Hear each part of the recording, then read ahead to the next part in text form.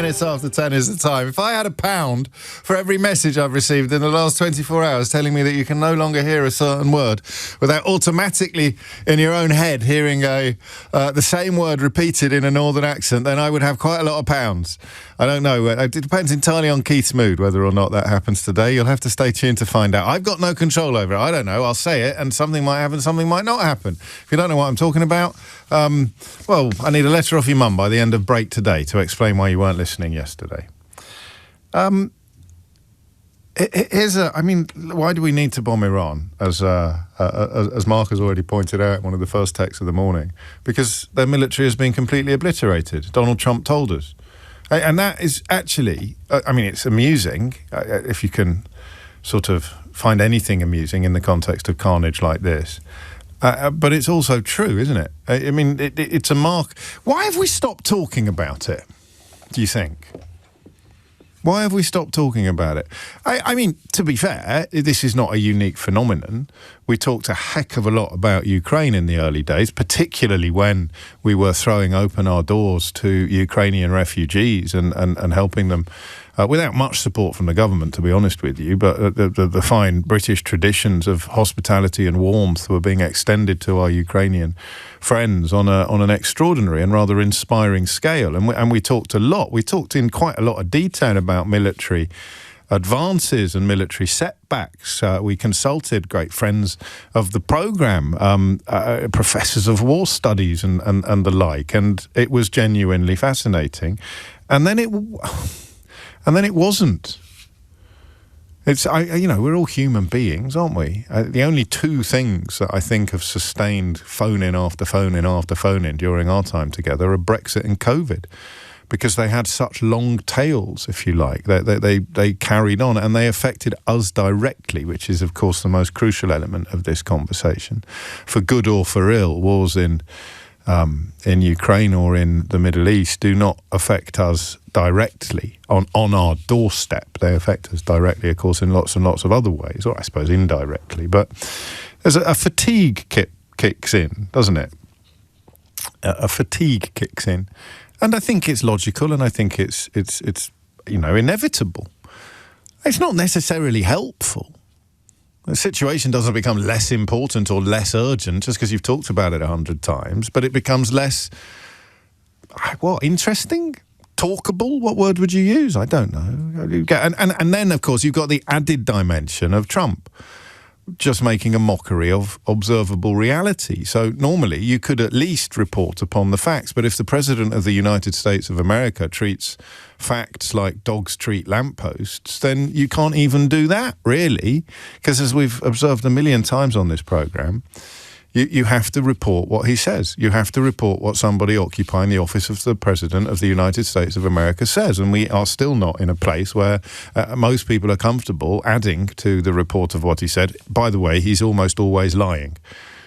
And when he's not lying, he's acting out of epic self-interest, and he's often doing both. We haven't done it. We have not recalibrated international conversations to accommodate the scale of Donald Trump's moral depravity. We can't. I say we can't. I don't know if you can keep access to him while reporting accurately on what and who he is. So it's not funny anymore. It wasn't hilarious when we first started doing it, but do you remember when we brought Craig David into the conversation? Seems a little odd if you don't know why, but on a Monday, Donald Trump would tell you that he was about to bomb Iran into the Stone Age. On a Tuesday, he'd tell you that Iran was so frightened they were about to sign the mother of all ceasefires. Note to you, brackets, it could not by definition be as effective as the deal that was signed by Barack Obama, which Donald Trump tore up in his first administration. But, pesky facts, eh? So on a Monday, he's threatening to bomb Iran into the Stone Age. On a Tuesday, they're about to sign a ceasefire because he's such an epic diplomat and negotiator that he's pulling off the mother of all deals.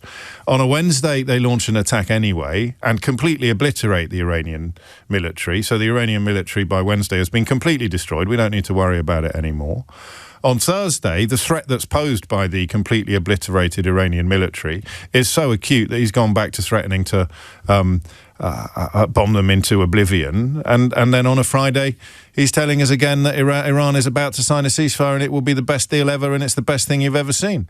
They went for a drink on Saturday and chilled on Sunday. So you've got this extraordinary cyclical nonsense, which possibly explains elements of the fatigue, possibly explains why the laminate I have in front of me. Do you remember how excited I was when Eleanor laminated the Chilcot checklist for me? Because it was like a skeleton key to unlocking a really complicated moment in British military history. It was a really complicated, and you can tell how complicated it was because an awful lot of clever people didn't get it. They didn't understand it, either because of footballification or political blinkers that they'd put on, or because of their lack of access to objective analysis, or perhaps because of the effectiveness of propaganda. Spoiler alert, propaganda does not only work on stupid people. It can work on almost everybody. In fact, I think that's probably not true, is it? I think it can work on absolutely everybody, if it's done well enough, if it's done right. But the Chilcot checklist told us what we should do, what a Prime Minister should do, what a government should do in the event of contemplating military action against a foreign sovereign power. And it didn't fit Donald Trump's request to help him bomb Iran unprovoked, to allow US planes to take off from UK air bases to launch unprovoked attacks upon Iran. And unprovoked is a technical term, militarily unprovoked. The Iranian regime is, of course, hideous. And, of course, it murders its own citizens in their droves. But it remains sovereign and it remains foreign. And, therefore, it is military actions against... Well, I don't want to preempt the second bit of this picture, but it was an unprovoked attack against Iran that it appears Donald Trump was bounced into by Benjamin Netanyahu with no thought to the consequences or no understanding of the role that the Strait of Hormuz has played in Iranian geopolitics for generations, if not forever, actually, since boats were invented. Not that Iran would have been the name of the nation that occupied that particular part of the globe when boats were invented. So it was correct. Run you through those 10 things. Number one, vision. Why do we care? What does this mean for British interests? What are the risks of acting or doing nothing, including in the longer term? What is different now? Number two, analysis. What is happening now? What are you learning about events on the ground? Have assumptions been exposed to analytical tools or external challenge? Number three, scenarios. What might happen next? Look at options, scenarios, consequences, ask what could flow from these, and then what should we do? Design your options collaboratively, built them on challenge. Have you presented ministers with clear information on risks, opportunities and costs? Then you've got the legal implications. Now, this is not a straitjacket. How do we ensure action is lawful? Spoiler alert, sometimes they don't, but they should, always. What is the wider legal context? I mean, you're talking about a war in Iran that was essentially spawned by a man, Benjamin Netanyahu, who can't visit most countries in the world without being arrested on suspicion of war crimes. So you can either say, well, that proves that the law doesn't matter, or you can say that proves why it's so important to make sure that any actions undertaken militarily by our government are lawful. You look at the policy implications, you look at international legal basis, then you look at policy and strategy. You ask yourself, what does success look like? Then you do resource, what do we need to deliver? Planning and doing, how should we do it? Policy performance, how will you monitor performance? And evaluation, is the policy working? So when Donald Trump invited Keir Starmer to wash his hands in the blood of Iranian schoolgirls, Keir Starmer said no. The Chilcot checklist did not deliver a rationale or a justification for allowing US bombers to bomb Iran unprovoked. And then Iran started attacking our allies, our treaty-based allies, our I don't know whether the correct word to use here is legally, but certainly morally and diplomatically binding treaties. I mean, the world is kind of kept from the precipice, from the brink of oblivion by treaties and negotiations. I mean, they fail sometimes. First World War was essentially a domino fall, wasn't it? A succession of treaties kicking in as a consequence of a butterfly flapping its wings in Austria, and the next thing you know, the whole world is at war. But these treaties hold us together. They are a network of obligations that keep the world safer than it would otherwise be. Notice I don't say safe, I say safer than it would otherwise be. And when Iran started attacking our allies, bombs started falling on Dubai, Qatar, elsewhere, then everything changed. And attacks upon the weapons being used to attack our allies became something that Keir Starmer could countenance and arguably had to countenance. When Iran starts attacking our allies, look, make no bones about it, in retaliation for the unprovoked attacks launched by Benjamin Netanyahu and Donald Trump, but Iran then started launching attacks against their allies, and they are also our allies, then all of the arithmetic changes. All of the calculations change. And Keir Starmer, correctly, was never more loyally than when he went through the Chilcot checklist twice in 24 hours and arrived at two different answers to two different questions. I'd say 80% of the media coverage didn't understand that nuance. Look, not everybody is as ridiculous as Dick Littlejohn in the Daily Mail writing columns about how ashamed he is to be British and how he wishes that Donald Trump was our president and how it's disgusting. I don't think he's written about it since. Even he would appear as capable of shame. But that's a bad example because very few brains are as boiled as that. But even people who are relatively well-informed and curious and interesting and possessed of moral compasses would not have understood that Keir Starmer was answering two very different questions. The question of whether or not we allow US bombers to attack Iran unprovoked is not the same question as whether or not we allow US bombers based in Britain to attack Iran when Iran is attacking our allies is a completely different question. A completely different question. It was in Sarajevo, not Austria, that the butterfly flapped its wings at the beginning of the First World War. My apologies. Nobody's perfect. And that brings us to Andy Burnham, who has essentially inherited this decision, which, under my reading, is, tragically inevitable. Unless we tear up our treaties, unless we abandon our allies, we have to continue to allow US operations to be launched, defensive operations, which is, a tricky term for some people because you're attacking, but, that attack, right, is the best form of defense. We all remember that from school.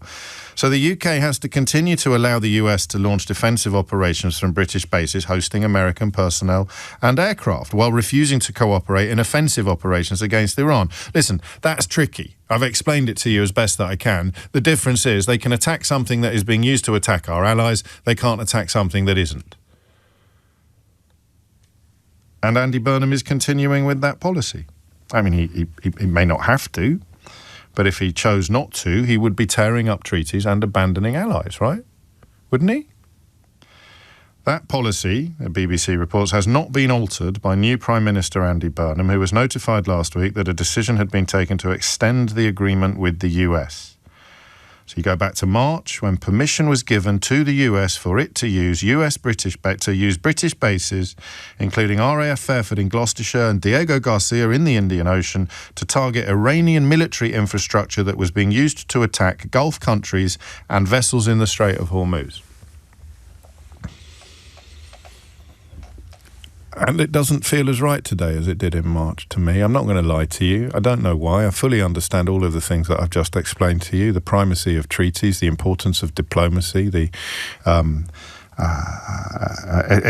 loyalty to allies, all of these factors intellectually are clearly still in play.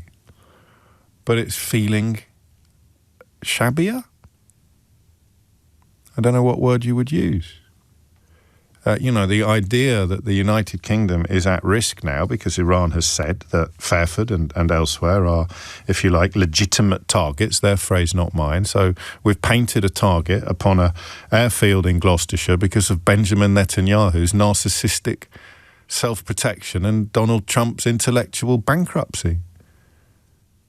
And yet everything I've said to you so far today is true, including, I think, the last two bits. They're probably a little bit more open to challenge, but essentially the Iranian regime, the despicable Iranian regime, is describing parts of this country, albeit that they're currently occupied by US personnel, parts of this country are legitimate targets because ultimately, when you trace things back to first principles, because Benjamin Netanyahu wants to protect his own skin by launching war after war after war, and he managed to persuade an extremely stupid man called Donald Trump that it would be over very quickly.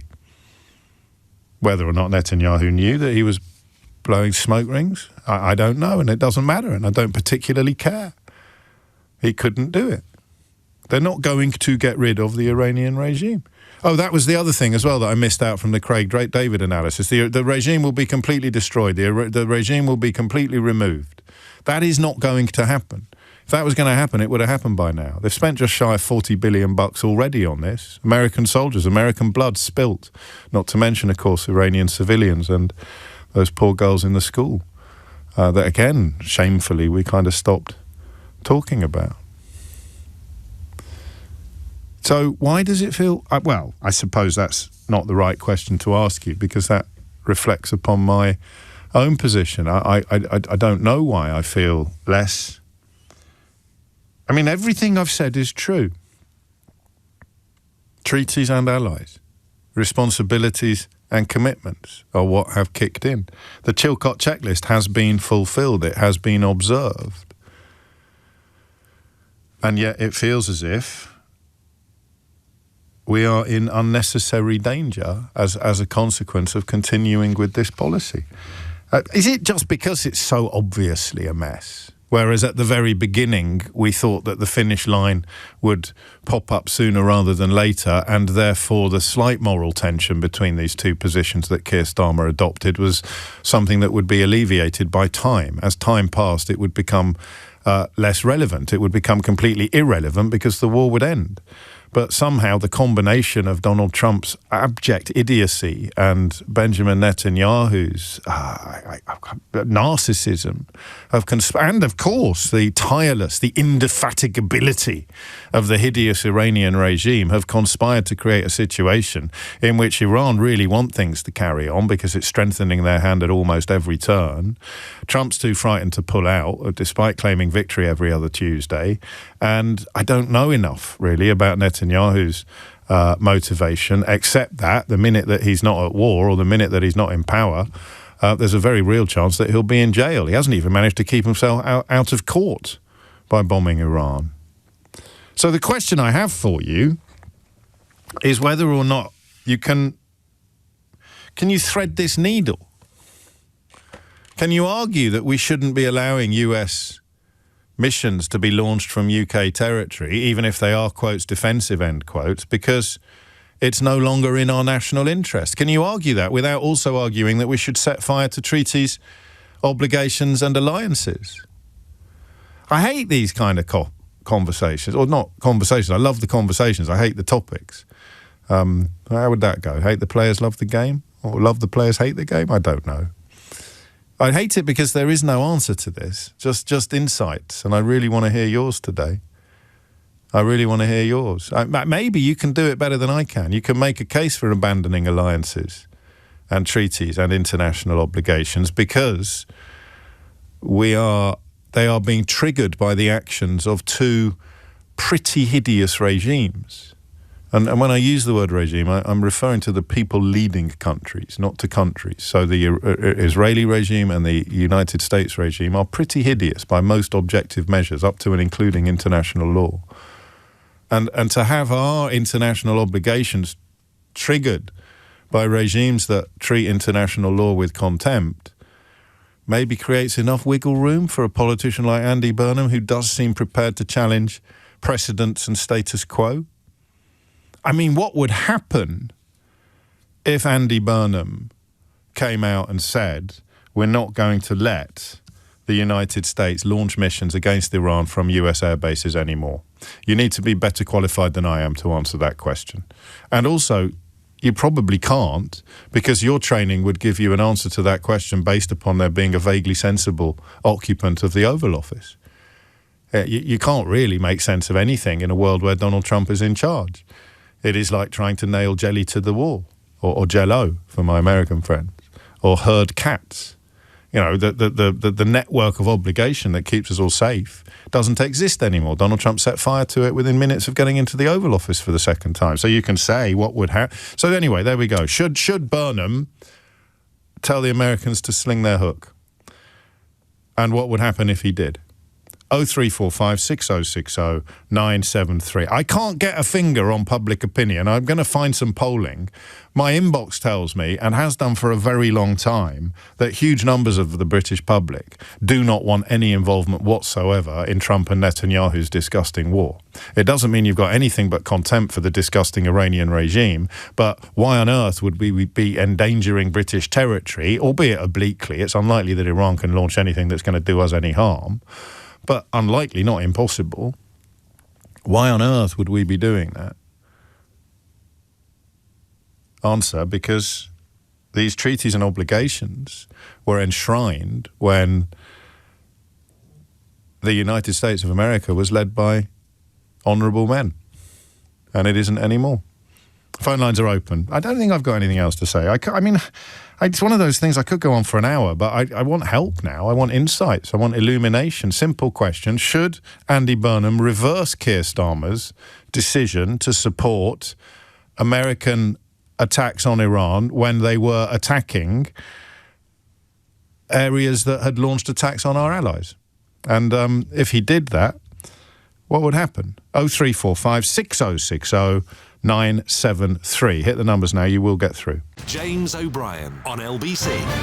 And of course, on a personal note, the problem I have now is that when this started, we could talk about it for 2 hours uninterrupted. We could take calls from people with personal involvement, personal connections, insight, education, relevant degrees, PhD theses. And something's gone out. The tide's gone out. Last night was the 13th consecutive night of strikes against targets in Iran. Those are targets which Donald Trump has claimed repeatedly had already been destroyed and obliterated. It is absurd and obscene that this is happening on our watch, as it were. And yet, that sense that there's no point talking about it because nothing ever changes is almost impossible to resist. One thing I should clarify slightly, because this isn't my area of expertise at all. The sort of treaties I'm talking about are more of a mid-20th century convention. What you're talking about with regard to countries like Jordan and Oman and Israel, of course, and then in the next tier down, you've got Saudi Arabia, Qatar, Bahrain, Kuwait. You've got defensive, economic and strategic ties with these nations. So in Jordan and Oman, historically our closest diplomatic partners in the region, you've got deep bilateral ties and defence training. Israel remains, for good or for ill, a major security partner, particularly when it comes to intelligence sharing and countering regional threats. So an attack upon these countries is, in a sense, an attack upon us, which is why the previous Prime Minister could justify the use of British bases occupied by American forces to attack the positions that were attacking our allies. So I shouldn't probably have used the word treaties. You're looking at extensive military support. You're looking at air defence systems provided by us in Saudi, in Qatar, in Bahrain, in Kuwait. You're looking at joint operations like the Typhoon Squadron in Qatar. And you're looking at the stationing of troops and assets in the region. So these are, I think it's probably safer to say, profoundly important alliances in the tinderbox of the world. And maintaining those alliances, observing those alliances, curating those alliances means that we have to give America position to launch attacks upon positions that are attacking those allies. I'm doing it again. So there's the ineluctable logic of Keir Starmer's reasoning and Andy Burnham's current position. It's the ineluctable logic of it. In that because our allies are being attacked, albeit by a country that was bombed unprovoked by Netanyahu and Trump, but our allies are now being attacked, we have to be part of the retaliation to the retaliation. I love the word ineluctable. I hope I'm using it correctly. There is a faultless logic to that position. So why does it feel so wrong? And if you will allow me to personalise it, why does it feel so wrong to me today? I was quite a lonely batsman out at the crease explaining the importance of the Chilcot checklist when some people didn't get it, some people pretended not to get it, and some people were never going to get it. But Starmer got it right. So what? And it's still right technically. intellectually. So why does it feel so wrong? 0345 6060 973 is the number you need. I promise I'll take some calls. Well, I mean, I can't if you don't ring me, but we'll be okay if you don't, but you should on 0345 6060 973 after Dominic Ellis brings you the latest headlines. James O'Brien on LBC. 33 is the time, so it is technically, procedurally, intellectually correct. Why does it feel so wrong? In ways that for me, and you are almost certainly different from me, at least I hope you are, that are very different from when Keir Starmer put himself in precisely the position that Andy Burnham has now inherited. Mo is in Birmingham. Mo, what do you want to say? I'll be honest with you, James, there are so many different facets to this discussion. You could start down one path and go down a completely different route. Well, I think I did. It's a miracle my monologue was so short, quite frankly, and I didn't take a call until 10:34. Yeah. Okay. I think this war is illegal, and I'm going to start this discussion based upon that premise. And I think, and I believe, that this government also thinks that the actual premise of this war, the actual ignition of this war, was an illegal act. Well, that would be Chilcot Checklist 5. Would it have been lawful for us to join in the original unprovoked attacks upon Iran? And they concluded that, well, they didn't do it, so we can speculate healthily that they probably concluded it wouldn't have been lawful to join in that first instance. So we've got this premise. Now I'm going to be cynical, but I'm going to use my cynicism based upon historical fact, occurrences that have occurred. Illegality, in my point of view, only matters if you're on the losing side. Yes. Okay. That's how it's been. Okay. Even if you include the Second World War, wherever, if you're on the losing side, you face the full, force of justice. If you win, you could get away with almost anything. Oh, you're just providing a variation on the old adage that history is written by the victors, aren't you? So yes, okay.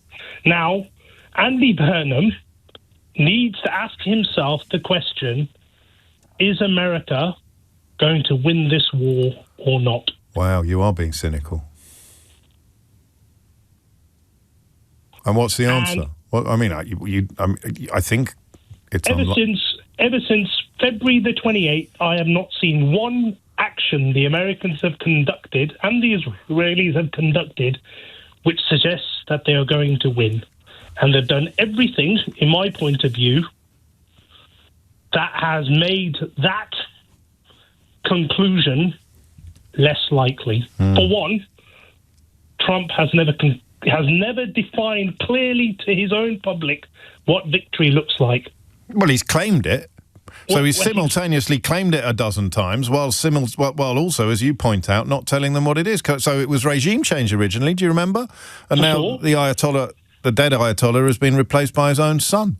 Sure, it was about stopping his nuclear program, and now only a day or two ago he talks about bombing newly discovered nuclear sites. And also, who cares if they end up with some nuclear dust, because they won't be able to do much with it anyway. I mean, it's impossible to exaggerate. And I still get the odd message, not many. I presume old Dick Littlejohn at the Daily Mail is one of them, not sending me messages, but still clinging to the notion that there's any sense whatsoever in listening to a single word that Trump says, because he says the polar opposite at 10 o'clock of what he said at 9:59. So, I mean, it is insane to do this. I was speaking to my mum about it, and I described it. It's like he's going through a whole packet of Chinese fortune cookies. Yeah. And literally he reads off a new message every time he consumes one. And the markets respond, and the troops are engaged accordingly, and allies have to dance to the tune of the last message he read out, but it's at polar opposite to the next message he's going to... I mean, it is insane. That's the only word for it. But that's where we are now. That's what's going on.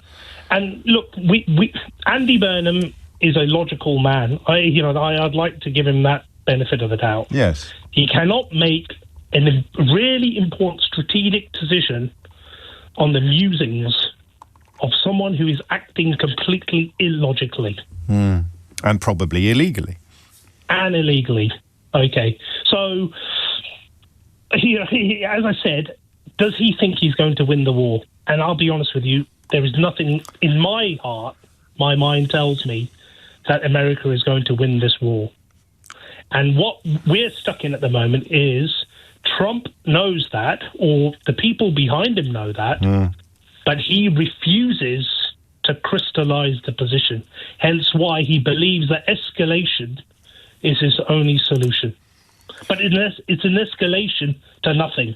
I'm really enjoying listening to you. And your mum's very lucky to have the benefits of such a big brain at her permanent disposal. But you haven't actually, apart from telling me that he needs to decide who's going to win, and I can work out what the next bit of this is, but you haven't addressed the jeopardy and peril of abandoning alliances and long histories of cooperation. For us to pull out now, and it will continue, is to send messages to countries like Jordan and Oman and I mean Israel, which finds itself in a rather different category to all the other allies in the region, of course, Saudi Arabia, Qatar, Bahrain, Kuwait. It sends a message to them that we are not quite as trusted an ally as we were 12 months ago, doesn't it?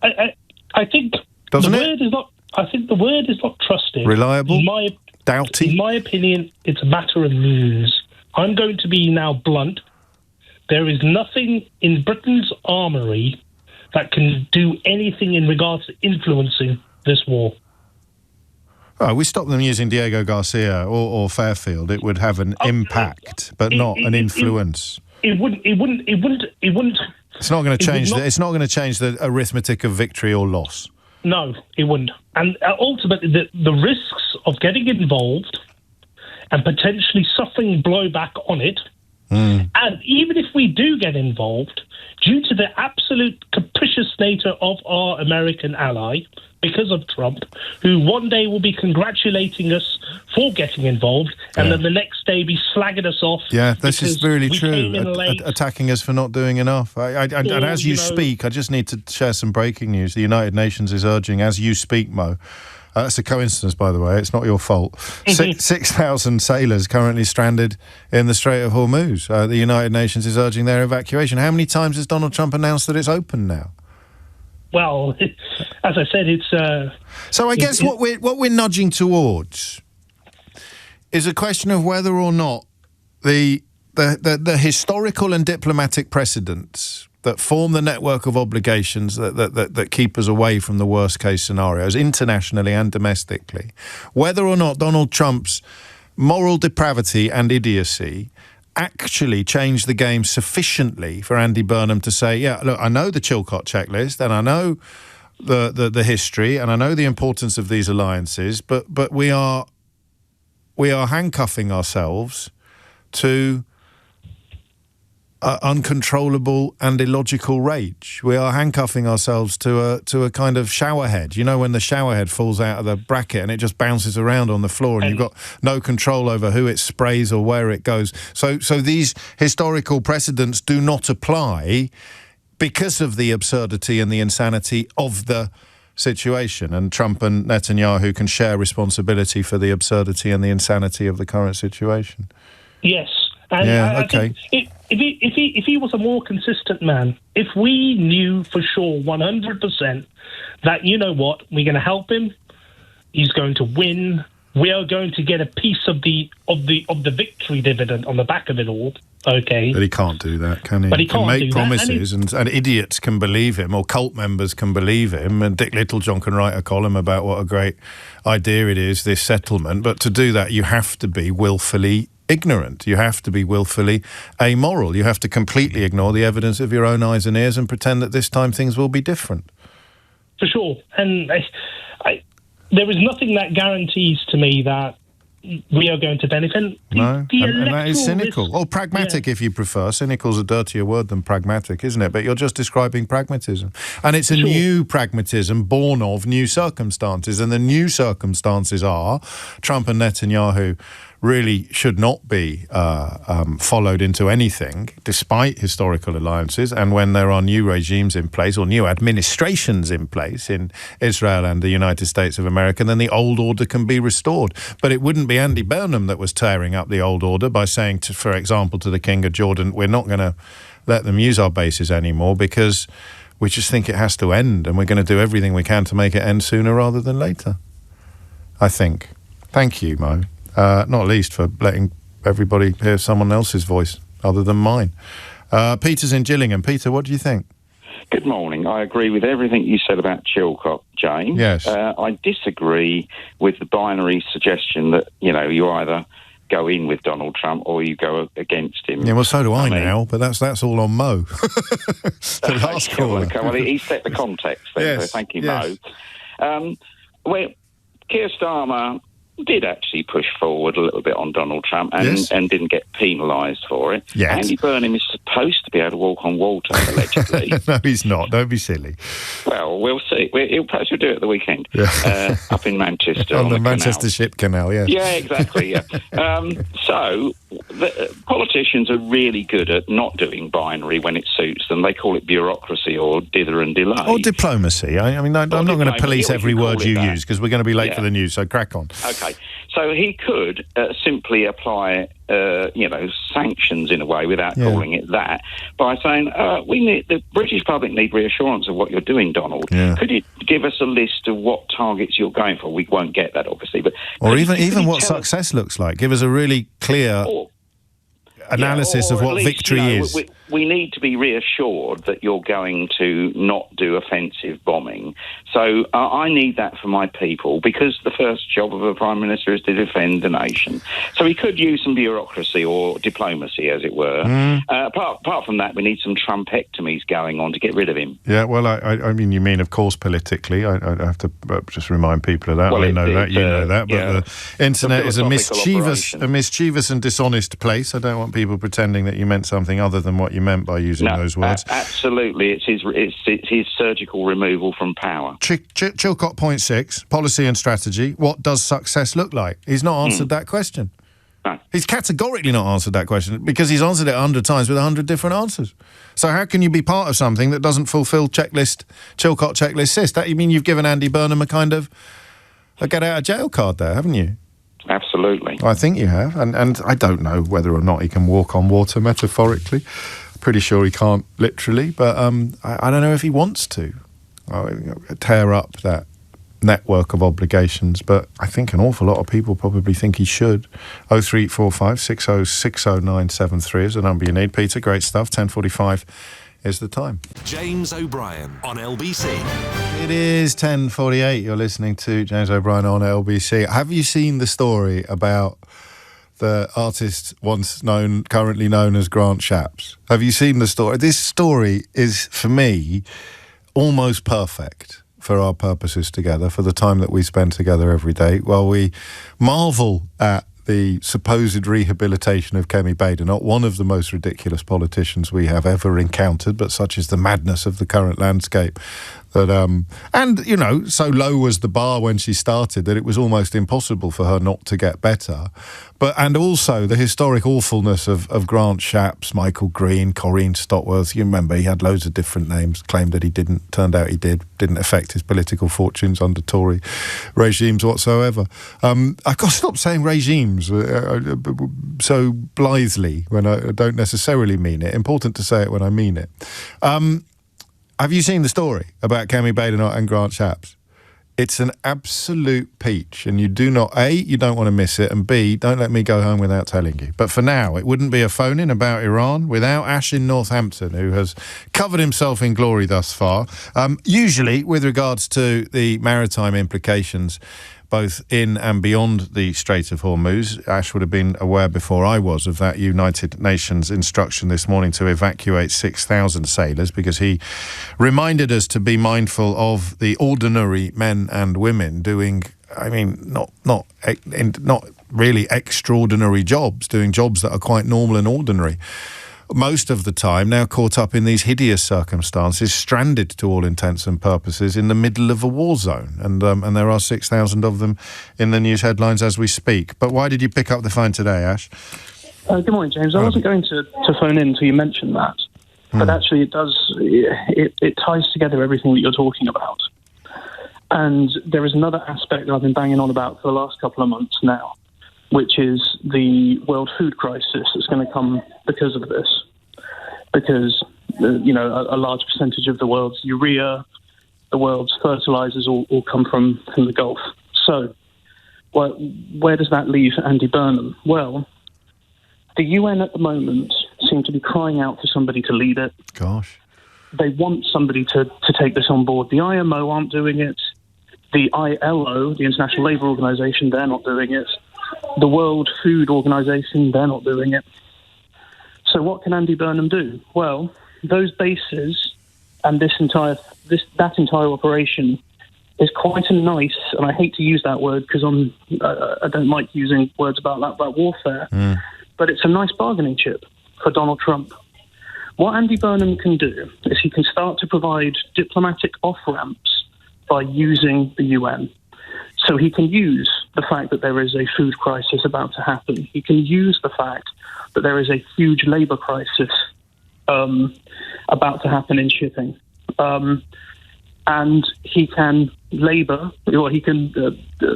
through the UN, lobby the UN, be the person who is going to try and force humanitarian corridors and humanitarian aid to start getting through. And that is what's going to start the whole process and give the diplomatic off-ramps to both Iran and the USA. Are we still treating the USA logically, though, with this analysis? Everything that I'm looking at is that Trump is bored. Yeah. Trump wants to move on to something else, and he can't... The longer this goes on, the closer it gets to the midterms. Yes. He needs to point to something to say, hey, I'm the greatest. At the moment, he seems to be trying to do that through bluster, propaganda, war. Aren't we fantastic? Aren't we big? We're so bigly, it's amazing. What might work better is trying to become, I'm the president who stopped 11 wars again. Even though he started this one. Even though he started it, it doesn't matter. Yeah, no, I'm not being glib, actually. I'm saying it wouldn't even touch the sides of his self-awareness, would it? Because there's not really any such thing. And what about Iran? Why would they be up for this? Why would they be party to anything that allowed Trump to emerge with credit, even if it was bogus credit? Yeah, everything that they put into the MOU, all of the articles that they put in are still extant. It's still stuff they want. They still want the money unfrozen. They still want... MOU, for people listening, is the Memorandum of Understanding, the sort of precursor to any treaty or deal. Is that right? Yeah. So, and that's still extant. Like, they still have those wants. It's still on the table. Yeah. And so, what's lacking at the moment is diplomatic off-ramps that make sense. And of course, they can never make full sense in the pre-Trump sense of the word, because they have to accommodate his absurdity and his moral depravity. So what you're doing essentially is giving Iran pretty much everything they ask for, while allowing Donald Trump to publicly claim that they haven't got anything. Do we give them everything they've asked for? No, not. I said pretty much, or give Iran enough for them to stand down, while allowing Donald Trump, or just a bit like the pigeon playing chess, Donald Trump can swan around the place claiming he's scored a glorious victory, and it's in the interests of allies to cooperate in that deception, while everybody privately knows that the emperor's got no clothes on. We all sit around going, oh, lovely clothes, President. Lovely clothes, Donald. Yes, it's what each regime can sell at home. And, from Iran's point of view, you have to split that in three. You have to split that into the government, the IRGC, and the clerics. Yes. Are they getting what they need to secure their power base and show their superiorities and their internal power struggle? And you need to satisfy Trump. Yes, and Burnham, in the meantime, has to continue to allow the attacks to be launched from British bases, but move, hopefully, the bigger picture towards a quicker resolution via the tactics that you describe. I think you said for the first time since this war started, you said something a little bit ridiculous there, Ash. You suggested that the United Nations had no leadership, when Donald Trump has already suggested that Gianni Infantino, the head of FIFA, should take over as soon as possible. Yeah. And I wish I was joking, mate. I wish I was joking. Why? 10:55 is the time. Great stuff. Another of my favourite correspondents is Andrew, who last time I checked was based up in Edinburgh and who has a history in the diplomatic corps. He points out very, very wisely that within what's plausibly legal, the UK has its self-interest and ethical preferences to consider. This has been true of every war since 1945. So what's different about Iran? Answer: nothing. Except we're no longer sure that the US is our ally. Could be our adversary under Donald Trump. So historically, he describes it as a historically shattering shift which endangers all the key foundations, military, economic, geopolitical, upon which the UK's survival relies. And we are all still very far indeed from coming to terms with that. So a little earlier as well, he put together some more thoughts, pointing out, and I have acknowledged this, I have corrected this, there's no treaty obligation on the UK to help the USA in military operations against Iran. NATO doesn't cover it. None of our other treaties do. Helping would actually be illegal, as Mo in Birmingham suggested, if the US and Israeli war were one of aggression, which most of us think it is, although the US continues to insist and Israel continues to insist that it has been self-defense from the outset. So as far as helping the US or Israel is concerned, it's a fine line. If they did launch a war of aggression in the first place, then even assisting with the self-defense could be illegal. Helping other allies is more clear-cut. We're back to the Chilcot checklist. And of course, I mean, it ceases to be clear-cut when you're talking about helping the US help other allies. Is that helping other allies, or is that helping the US, or is it both? I told you it was complicated. 10:57 is the time. Chris is in Byfleet. Chris, what would you like to say? Oh, hello, John. Good to speak to you again. I think that some of your recent calls have kind of touched on it. I think where we have the problem is we have a fundamental shift in the world order, in all the rationale that we've been raised to believe and understand and rely on is fundamentally shattered ultimately down to the narcissistic impulses of a fairly crazy man in the White House who's essentially shattered everything. Yeah, Andrew actually puts it in quite scary terms in the bit of the message I didn't just read out a moment ago. He puts, it's hard to credit, but it's nonetheless true. We're disturbed by war. We don't trust Donald Trump. And deep down, we even worry that at some point we could be on the receiving end of US force while he remains in the White House. It goes that deep and that far, of course. And it is almost impossible to credit. But who would put anything past him? No, precisely. I mean, I think, if you look at your recent call, Asher had the right on it with regards to under logic. Yeah. Is this war illegal? That's a good argument. At the same time, international order is, in essence, already gone. We want to hold on to it and follow that logic, but it feels like the horse is already bolted, and what Burnham is in a really unenviable position is trying to shepherd us through what is ultimately a fundamental change in how the world functions. Yeah. I don't think previous logic can be relied on. I think we are now in the world of social media-led politicians. I mean, we now have the world's first influencer president running the US, and he's just whatever he reckons, or just whatever he picks up on his Twitter feed or Fox News, he'll just regurgitate, and that's his vision for the day. Until and then he'll change to something else. No, exactly that. So the idea that we sit it out until normality returns should become more attractive as time passes, but it somehow isn't, is it?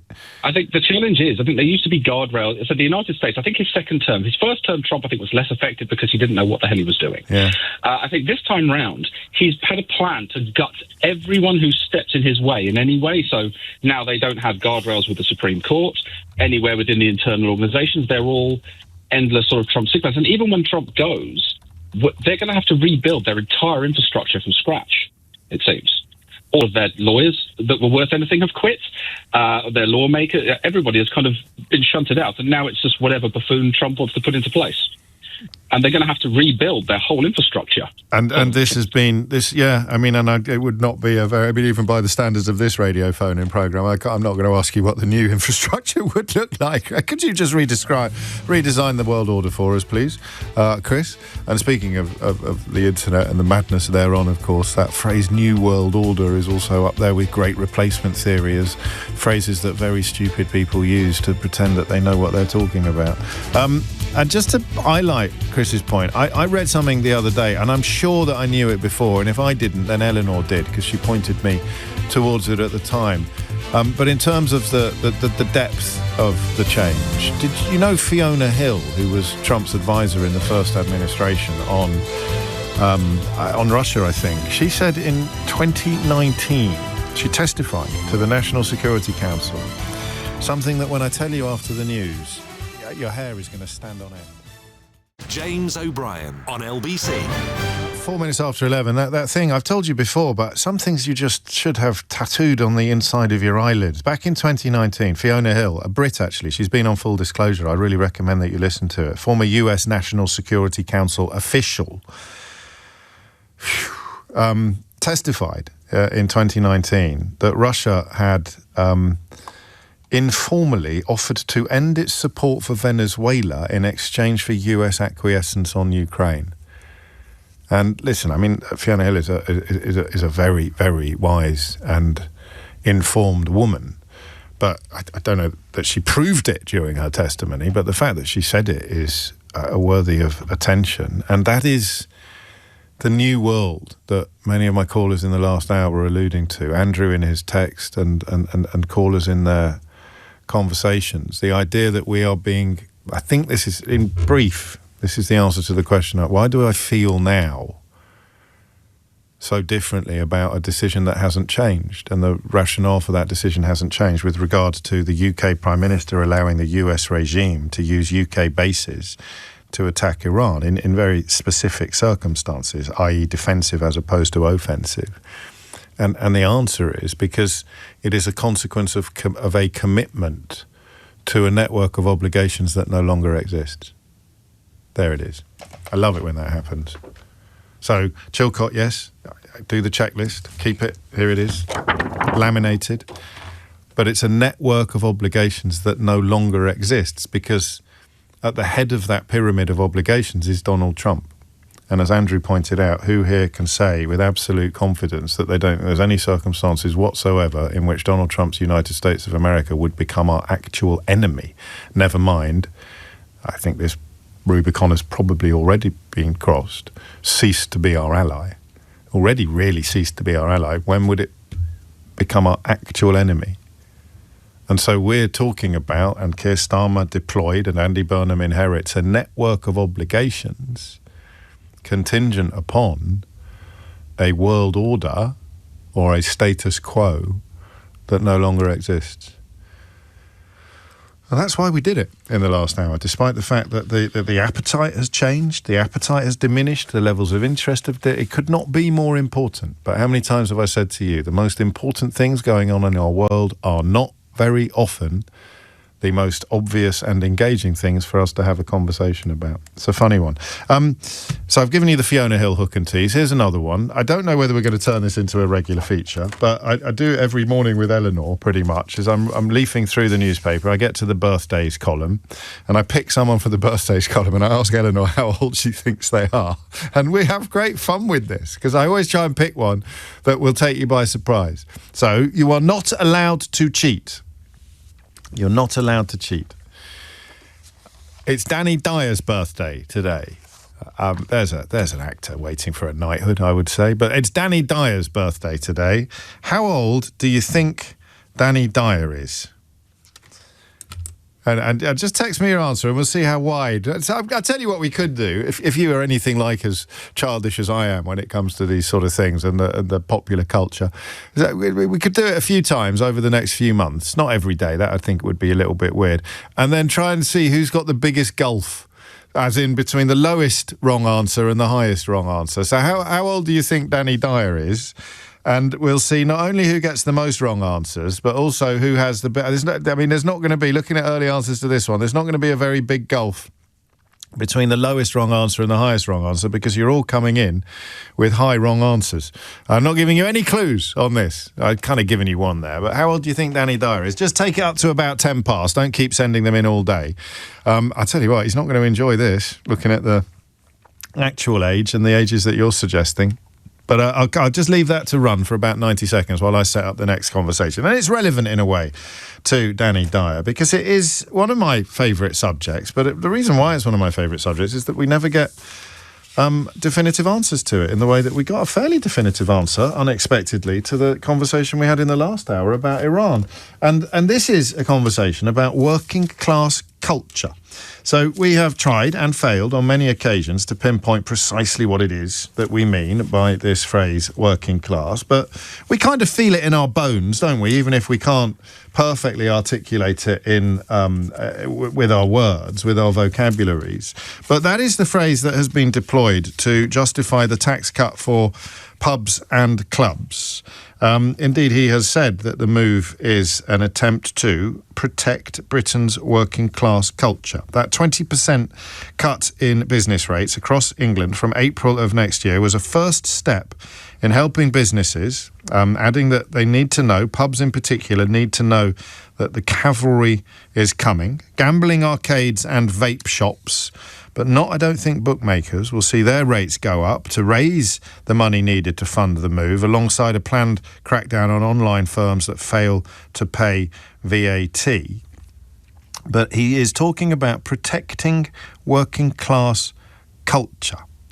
Asked why he had not gone further with a wider tax cut covering cafes and restaurants, Burnham said, "This is to me our heritage. It's working class culture." That's how he'd pronounce it, even if it's not how I pronounce it. Once pubs are gone, they don't come back. So, I mean, early doors, he's putting the greasy spoon in a different category from the boozer. If you want to talk about working class culture, what's going to be higher up your list of examples? A greasy spoon cafe? Pie and mash? Jellied eels? Or, I mean, this would include gastropubs. This is going to include it's going to include Tom Kerridge's pubs, and so it should.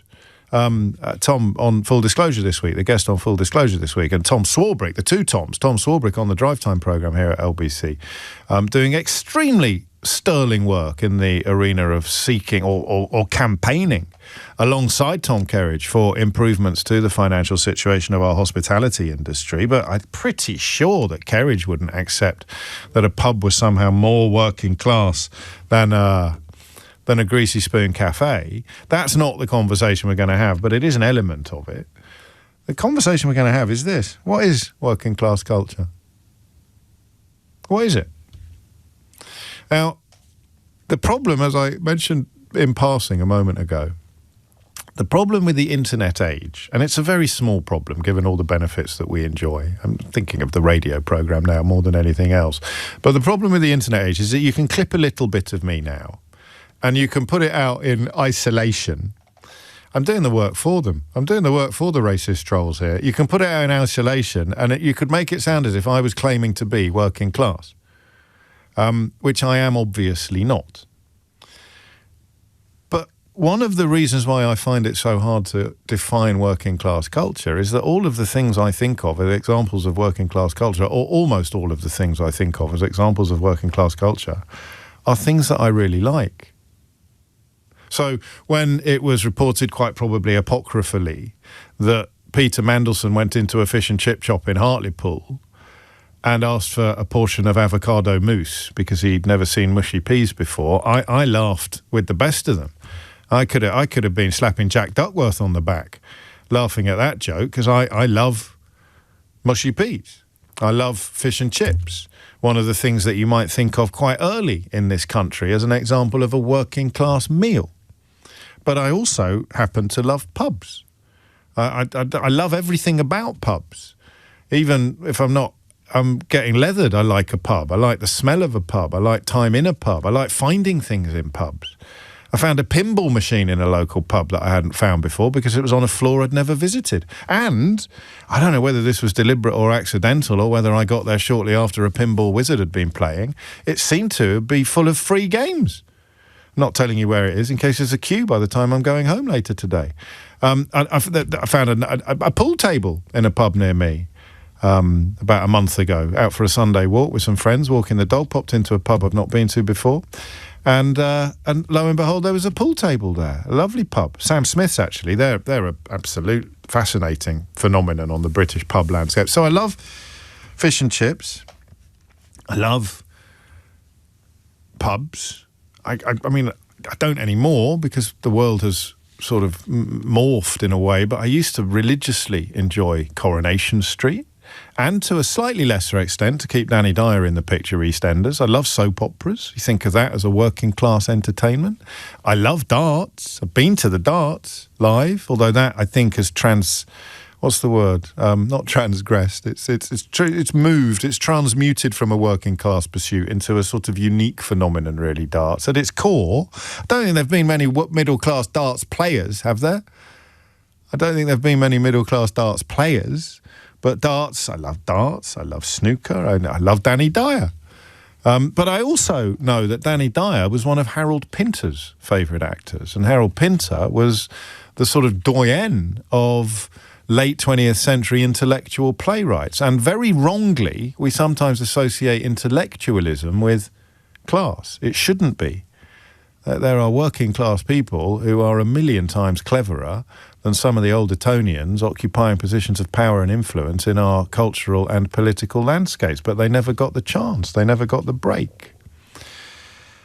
So he's not giving any help to greasy spoons, but he is giving help to pubs. And when they asked him why, he said, it's working class culture. He's protecting working class culture. There aren't many working class pubs left in London or in big cities. I remember the last one to go in Notting Hill Gate, when about the one that was up near the old Sainsbury's at the top of Ladbroke Grove. That's flats now. The kind of pub you'd walk into and run a very real risk if you were wearing loafers of the whole place going quiet. Do you know what I mean? I went into a pub in Romiley. This is before the kids were born. It's before we were married. So this is more than 20... How long have I been married? 26 years ago. It's more than 26. It was about 27, 28 years ago. Mrs. O'Brien was on a job in Stockport. I went into a pub in Romiley.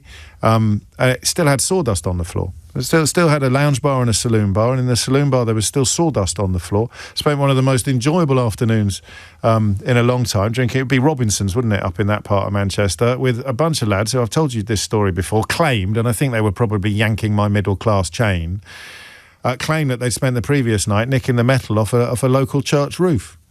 And I did that thing that is apparently in Ricky Gervais's new stand-up show that I used to do whenever builders came to the house, or we had to get the car MOT'd, and I'd suddenly find myself turning into the missing Mitchell brother. So I went to public school. Have I mentioned that before? I went to public school. I don't have a very, very plummy accent, but I clearly do not. I do not hail from Walford.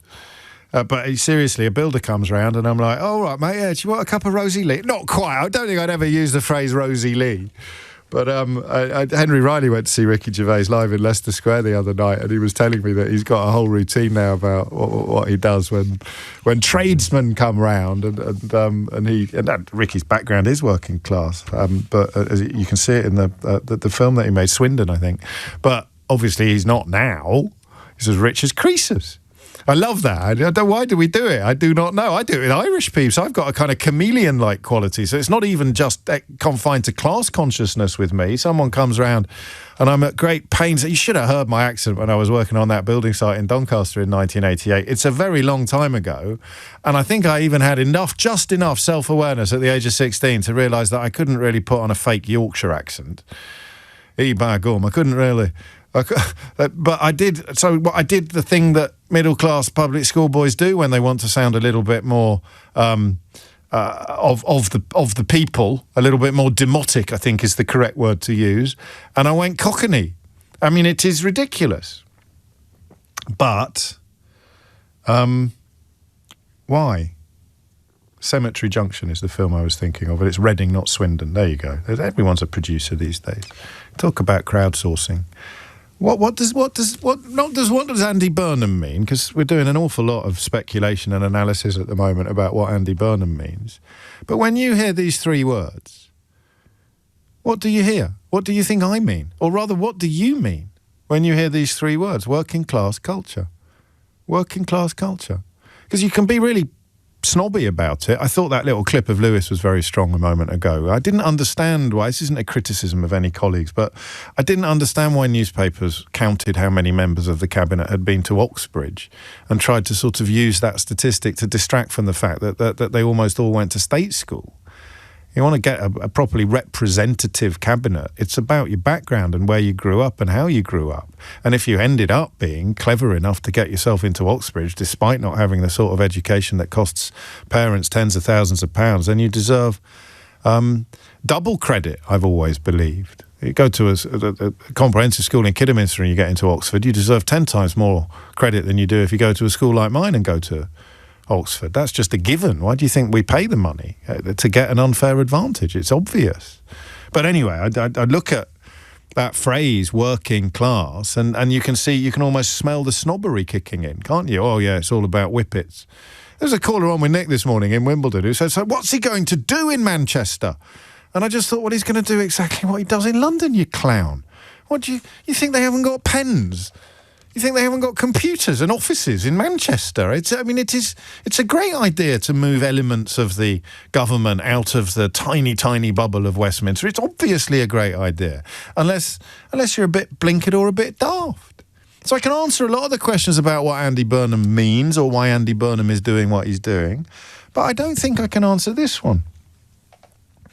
And the other thing is, a bit like British values, you ring me and tell me something that you think is representative of working class culture, and I'll tell you that as a fully paid up member of the middle classes, I love that too. So I don't want to talk myself out of a topic, and I want this to be a warm and friendly conversation, but I do want to know what we think what we think it means, with a side order of what we think Andy Burnham might mean by using the word. What does it mean? What is working class culture? In a way that distinguishes it from other classes or socio-economic groups. 0345 6060 973 is the number that you need. Andy Burnham is cutting taxes for pubs and clubs, but not cafes and restaurants, because he wants to protect working class culture. What does that mean to you? Hit the numbers now. You will get through. James O'Brien on LBC. It is 23 minutes after 11, and this is, I think, going to take some beating for my favourite text of the week. And listen, we can't always check the provenance, but there's no reason to doubt this, and the name fits. What a lovely message. Thank you, Sarah. You've completely made my day. Hi, James. You just made me choke and laugh then. My dad was Bill Tarmy. I'm tearing up a bit. I'll tell you why in a minute. Also known as Jack Duckworth. He pops up in the most unusual situations, so thanks for that. I can tell you that the scene in Coronation Street when Vera Duckworth passed away and Jack Duckworth found her in the lounge sitting in her chair, I can't tell you how moved I was by that without actually welling up. And that is a really good example of what we're talking about this hour. Because what is working class culture? I was as moved, and you can laugh at me if you want, I was as moved by that scene featuring Sarah's dad, who's listening to the programme at the moment, as I was by anything I've seen on the stage at the Royal Shakespeare Company or even, down the road in Manchester at the Royal Exchange. That was Coronation Street. The writing, people like Russell T Davies were there back in the day. The acting, 3-4 actors, actresses off Coronation Street have been on Full Disclosure because they're brilliant at what they do. Huge snobbery about soap operas. But what's working class culture? I don't know. I really don't know. But that's made my day, Sarah, to know that you were listening. And I think of your dad often, actually. When I was away at boarding school, I'd missed northern accents because Mum and Dad both have them, albeit that they're on the other side. They grew up on the other side of the Pennines.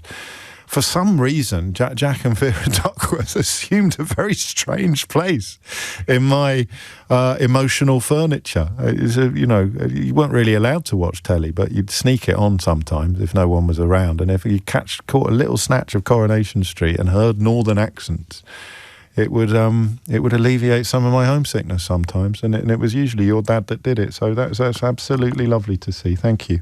25 minutes after 11. None of it, of course, advances us much on our quest to actually, maybe there's no such thing. In fact, should I do the phone-in like that? Shall I do it in an obnoxious way? Say, Andy Burnham is talking utter twaddle when he describes working class culture because there's no such thing.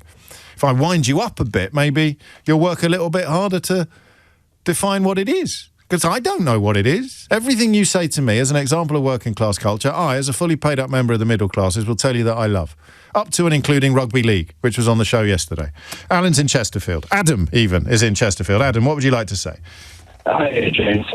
So I'm what I call a sort of working class household, quite low income, social housing that was on right to buy. And then I've ended up working in pubs for about 5 or 10 years as well. And I must say that I've been growing up in pubs a lot in working class settings.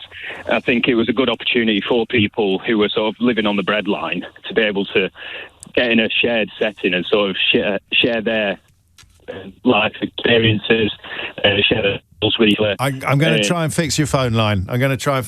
Speaking of phone lines, if you want to contribute to this, because there's something there, isn't there? The role that a pub plays in a working class community. And for many people who aren't working class, the only one they'll ever have witnessed is either the Rover's Return or the Queen Vic. But the role that it plays, I don't think that's true anymore. Even with 20% off your business rates, the price of a pint, quite close to prohibitive. The poorer you are, the more prohibitive it becomes. I don't know, but I don't know what working class culture is, and that is the question that I'm asking you this hour. Alec is in Manchester. Alec, what would you like to say? Hi, James. Hello, mate. Well, before we get into this, can I just say, I'm a plasterer. You do your builder's voice, we do our middle class voice. We just do it the same the other end. So you come round mine, and I turn into the missing Mitchell brother. You turn into Tim Nicebert. All my T's and H's. I love it. Go on. Yeah, so I don't honestly know, to be honest. So yeah. I don't think anyone does. So it's different ages, I think. So when I was a couple of years younger, nightclubs. I used to love going into Manchester, going all Fifth Avenue, is how I met my partner. And now I was going to Fifth Avenue in 1991.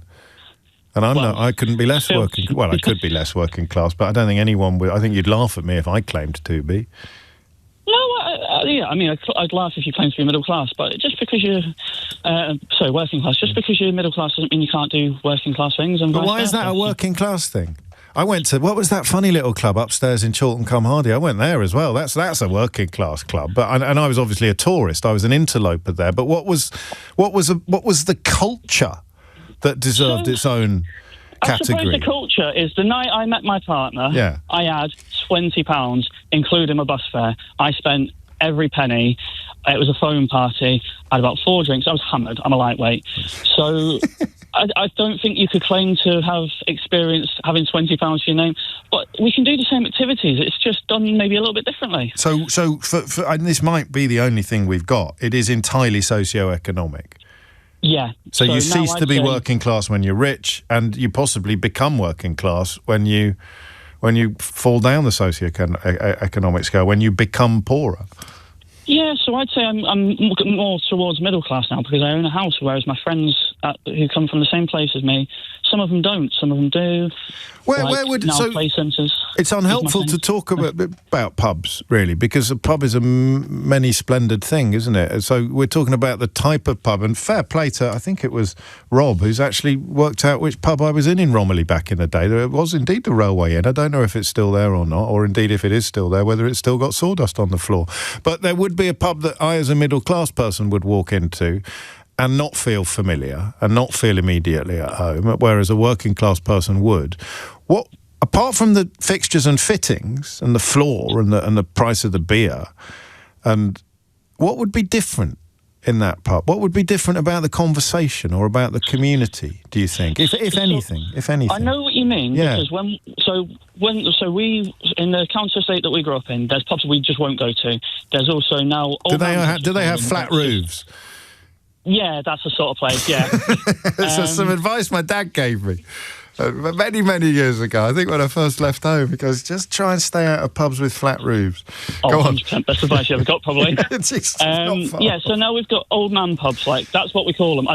Maybe it's not appropriate to say, but where you just go for a drink, maybe a smoke. No food. Yeah. Now we as a family and our friends, we like to go to pubs with good food. And to be honest, like I say, we've got a bit more money now, so we don't like to go to pubs with food, but rubbish food.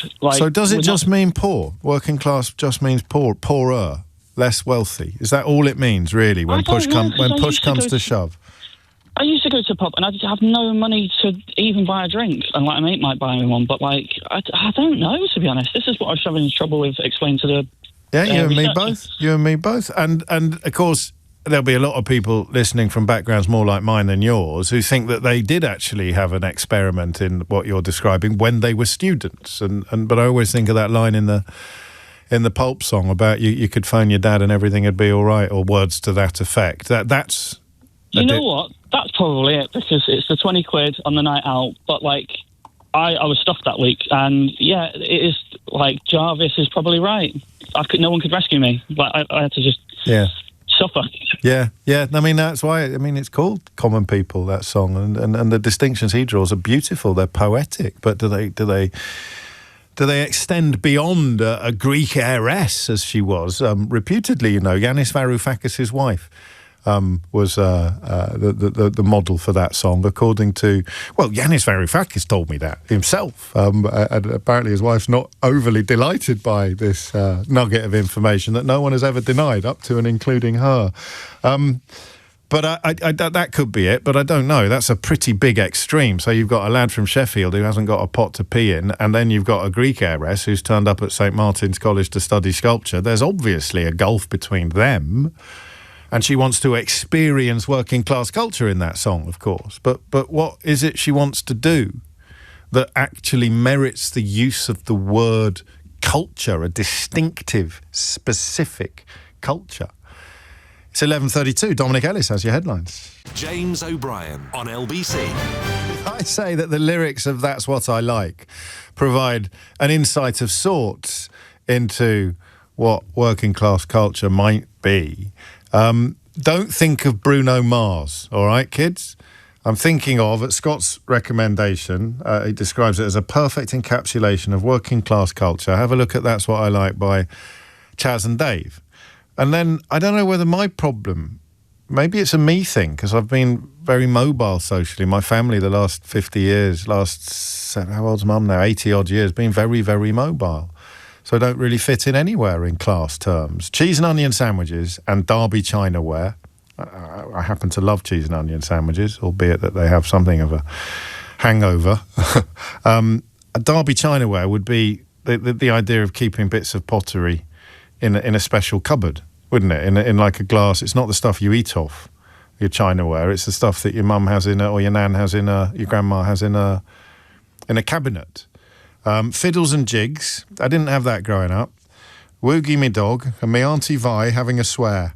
Taking me dad for a pint or two and a Sunday morning stroll. Licorice pipes and baggy suits. Glenn Hoddle scoring a goal. Catching a pike and riding me bike. Old wooden wheels and a bowl full of eels. So, pie and mashing liquor. Walking about in the rain. William books. Comical looks. Pianos, tramps and trains. Quite a London definition of working class. Oh, you missed it, Keith. It's the first time today. 11:36. But it holds true nonetheless. But what there is culturally unique or culturally specific? Kevin is in Stoke-on-Trent, speaking of Chinaware. Kevin, what would you like to say? Well, I live in the capital, working class capital of England. It's called Stoke-on-Trent. That's you just anointed it that. I don't think it has been adjudged that by any independent panel. I'm joking. Yeah, but we are the forgotten city, to be quite honest. Yeah. There's a lot of people, because I came from, my parents were Irish, came from overseas.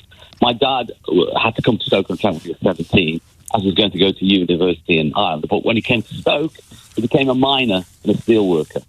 So our family we lived in absolute poverty, by the way. Well, I mean, back then I wouldn't have struggled with this question. And if I was struggling with it, I could just read a bit of Karl Marx and Friedrich Engels and you'd have a very clear definition of what the working class was. But it's 2026 now. Yeah, I can't define it because although we lived in I regarded myself as working class, my parents, especially my dad, pushed education very, very strongly in all the members of the family. And we're in an environment of working class people. So every Sunday, because we're Catholic, of course, went to church and then came back and played football with about 50 other kids in the park all day long. Is that part of working class culture? So we used to sit on the pub outside and beg for lemonade and bottles of Kaiser. So yeah, but we did that. I did that. So it's difficult to define, impossible to define. It is. I still working class? Define me, I don't know. No, well, I'm also thinking about the street I grew up on. And my father was a journalist on the Daily Telegraph, which is, it doesn't get much more middle class than that. But you're not kidding. But we'd knock for each other to go out and play. We'd go round to next doors on our bikes, or we'd go over we'd knock for each other and play in the street. And I don't know whether that feels working class, looking back, or whether people would file that under working class culture. So once you move beyond the socio-economic strata, which, I'm not even joking, which is, a large part of the Marxist thesis, the Marxist dialectic, then there's not a lot left, is there? And we don't live in that world anymore. We just mean either we mean poor or we mean uneducated. And uneducated is a hideous thing to synonymise with working class. And poor is not a massively helpful thing either. You've stolen all my good lines there. Yeah, lost. You had plenty of time to say all that. No, you're right. It needs to be redefined. Working class needs to be redefined in some way or other. You've attempted to do it just by... And I'm never going to stop. But so when Burnham says pubs get help, cafes and restaurants don't, leaving the greasy spoon out of our contemplations for a moment, what do you think he means? I really don't know. That's obviously something to do with Manchester and the pub. Yeah. The pub culture in that particular part of the world must be filled with working class people. Pubs are closing left, right, and centre anyway. No, they are, but there's still quite a lot of them. And I've got no problem. I mean, I wonder whether. Thank you, lovely stuff, Kevin. I wonder whether. I've mentioned this to you a few times, and it's such a weird place for my brain to go. But I remember when I was really young, reading about hedgerows in Switzerland and how you could have much more or measurably more profitable farming if you didn't have hedgerows. But they'd sort of introduced laws to keep the hedgerows in place because it made everything look prettier. It made everything look more bucolic, more idyllic as you made your way through the Swiss countryside. And something about my adolescent sensibilities really liked that. I suppose it was as Thatcher was really getting into her stride and everything was about profit and money and commoditisation, setting the tone really for my entire life in terms of politics. And something stuck in my craw about the idea of prioritising profit over everything because views are nice, hedges are nice. I wonder if pubs are a bit like that. They might be becoming increasingly economically inviable, but some of them should get a special dispensation because of the cultural importance that they have. As soon as I say cultural importance, you say which culture? Andy Burnham says working class culture, and we say, what does that even mean? What does that even mean? It's 11:41. Lynn's in West Wickham. Lynn, what have you got? Hi, James. I just remember being working class, obviously, growing up, and in working class when I had my children. I think it kind of meant community because, we didn't have money to use for childminders. There was people in the street that I would work night shifts. I would have their children, they'd have mine. I'd go shopping, hairdressers, they'd have the kids, I'd have theirs. Just popped in. In fact, you knew all your neighbours and everybody sort of helped each other. And I think when you don't need to do that because you have money, you don't look for it perhaps, but I just remember that as being a part of my life. Children strewn on steps and road and women coming from the shops past smells of different dinners see the wild white face that overtops red stretchered blankets momently as it is. Yeah, I mean, that works then. Not to cast aspersions on your age, Lynn, but does that still work now? I think it could do, but I think communities have been so separated. No, it doesn't. So they're all pulling together. Is trying to get and having to. And what about mobility? So when you were young and you were in the environment you described, was it still competitive? Did everybody still want to keep up with the Joneses? No. Or is that a middle class thing? So I'm thinking about, I'll tell you what, to put it in the language of sitcoms, Lynn, I'm thinking about when bread morphs into keeping up appearances. Yeah. I don't think that was there. I mean, I had an elderly neighbour that used to come in. We used to help her out quite a bit, who was from very East End and had moved to Bromley, where I used to live. She used to think that was very posh. And she'd say, they're all kippers and curtains round here. They're all kippers and curtains. Because, you know... Kippers were fancy breakfast. But you wouldn't have porridge if you were posh, you'd have kippers. And curtains instead of what? Instead of blinds? Yeah, so people didn't know what was going on inside. Kippers and curtains. I like that. It's the name of my first band. No, it wasn't. It wasn't. It was not the name of my first band. So that, I mean, we're doing not a bad job of describing what it was. But are we getting any close to what it is? I do not know, but I do know how old Danny Dyer is, and very, very few of you do. In fact, I'm not sure anybody got it right. So the highest answer to the question of how old is Danny Dyer came in at 60. The average was mid-50s, early to mid-50s. I think the most popular single answer was 54. And poor old Danny Dyer, I hope he's not listening. He's 49 today. Happy birthday to Danny Dyer, but he's 49 today. And obviously doesn't look... not for me to say, does he? But good Lord, a surprising take-up on that. Lots and lots of answers.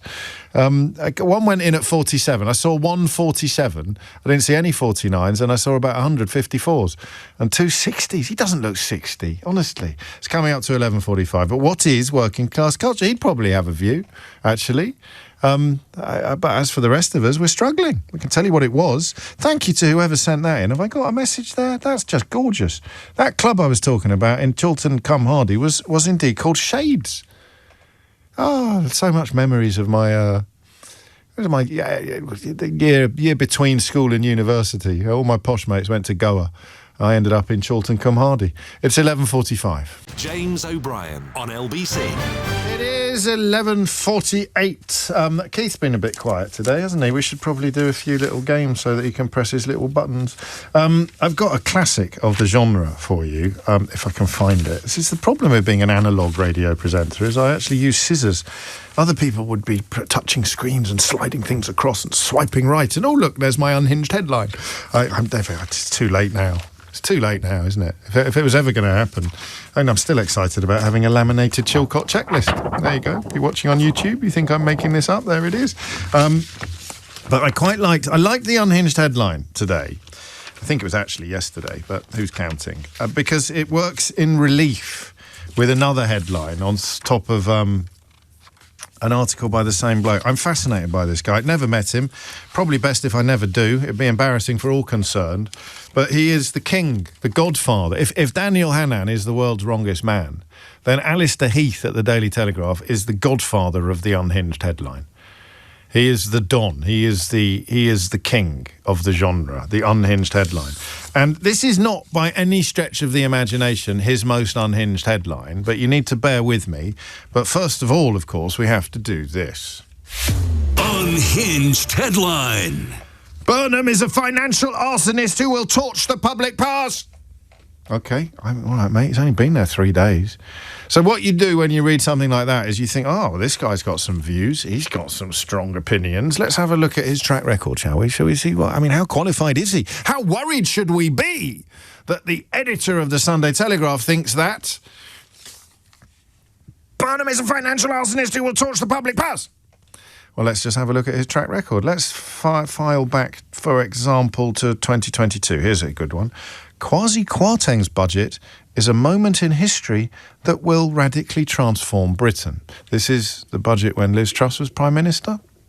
And the article begins, this was the best budget I have ever heard a British Chancellor deliver by a massive margin. The King's still got a job. This is what I mean when this was the best budget I have ever heard a British Chancellor deliver by a massive margin. Writing columns, getting paid to write columns. And that's not even the unhinged headline, because I now write a newspaper column, and sometimes in order to attract attention in a click-based culture, they might put a headline on top of it that is a little bit excitable, shall we say? Something about that book being judged by its cover, I don't know. So sometimes the headline might be considerably more unhinged than the article, but it doesn't get more unhinged well, it might do, actually, depending on how far back into his track record you want to go. So the man who had the audacity this week to write, Burnham is a financial arsonist who will torch the public purse, 4 short years ago, wrote, of Liz Truss and Kwasi Kwarteng's budget. This was the best Brit budget I have ever heard a British Chancellor deliver. Wait for it! By a massive margin. So, well, you know what massive means. 2 years before, no, just 2 days before that. 2 days before that. Good Lord, what a vintage period this was. This was like when Kim Casey was up front for Kidderminster Harris. This is the glory days of unhinged headlines. 2 days before that, he wrote under the headline, "After 6 wasted years, Liz Truss is about to deliver a Brexit that actually works." These people are delinquent, and yet they still dominate discourse, whether you like it or not. An awful lot of the national conversation is still defined by newspapers. And an awful lot of people who are deciding what to do on their programmes, me included, on their TV shows, will turn to the newspapers, find out what the chatter. We should get a guest on. So the bloke who has the audacity this week already to write, "Burnham is a financial arsonist who will torch the public purse," has previously written these gems.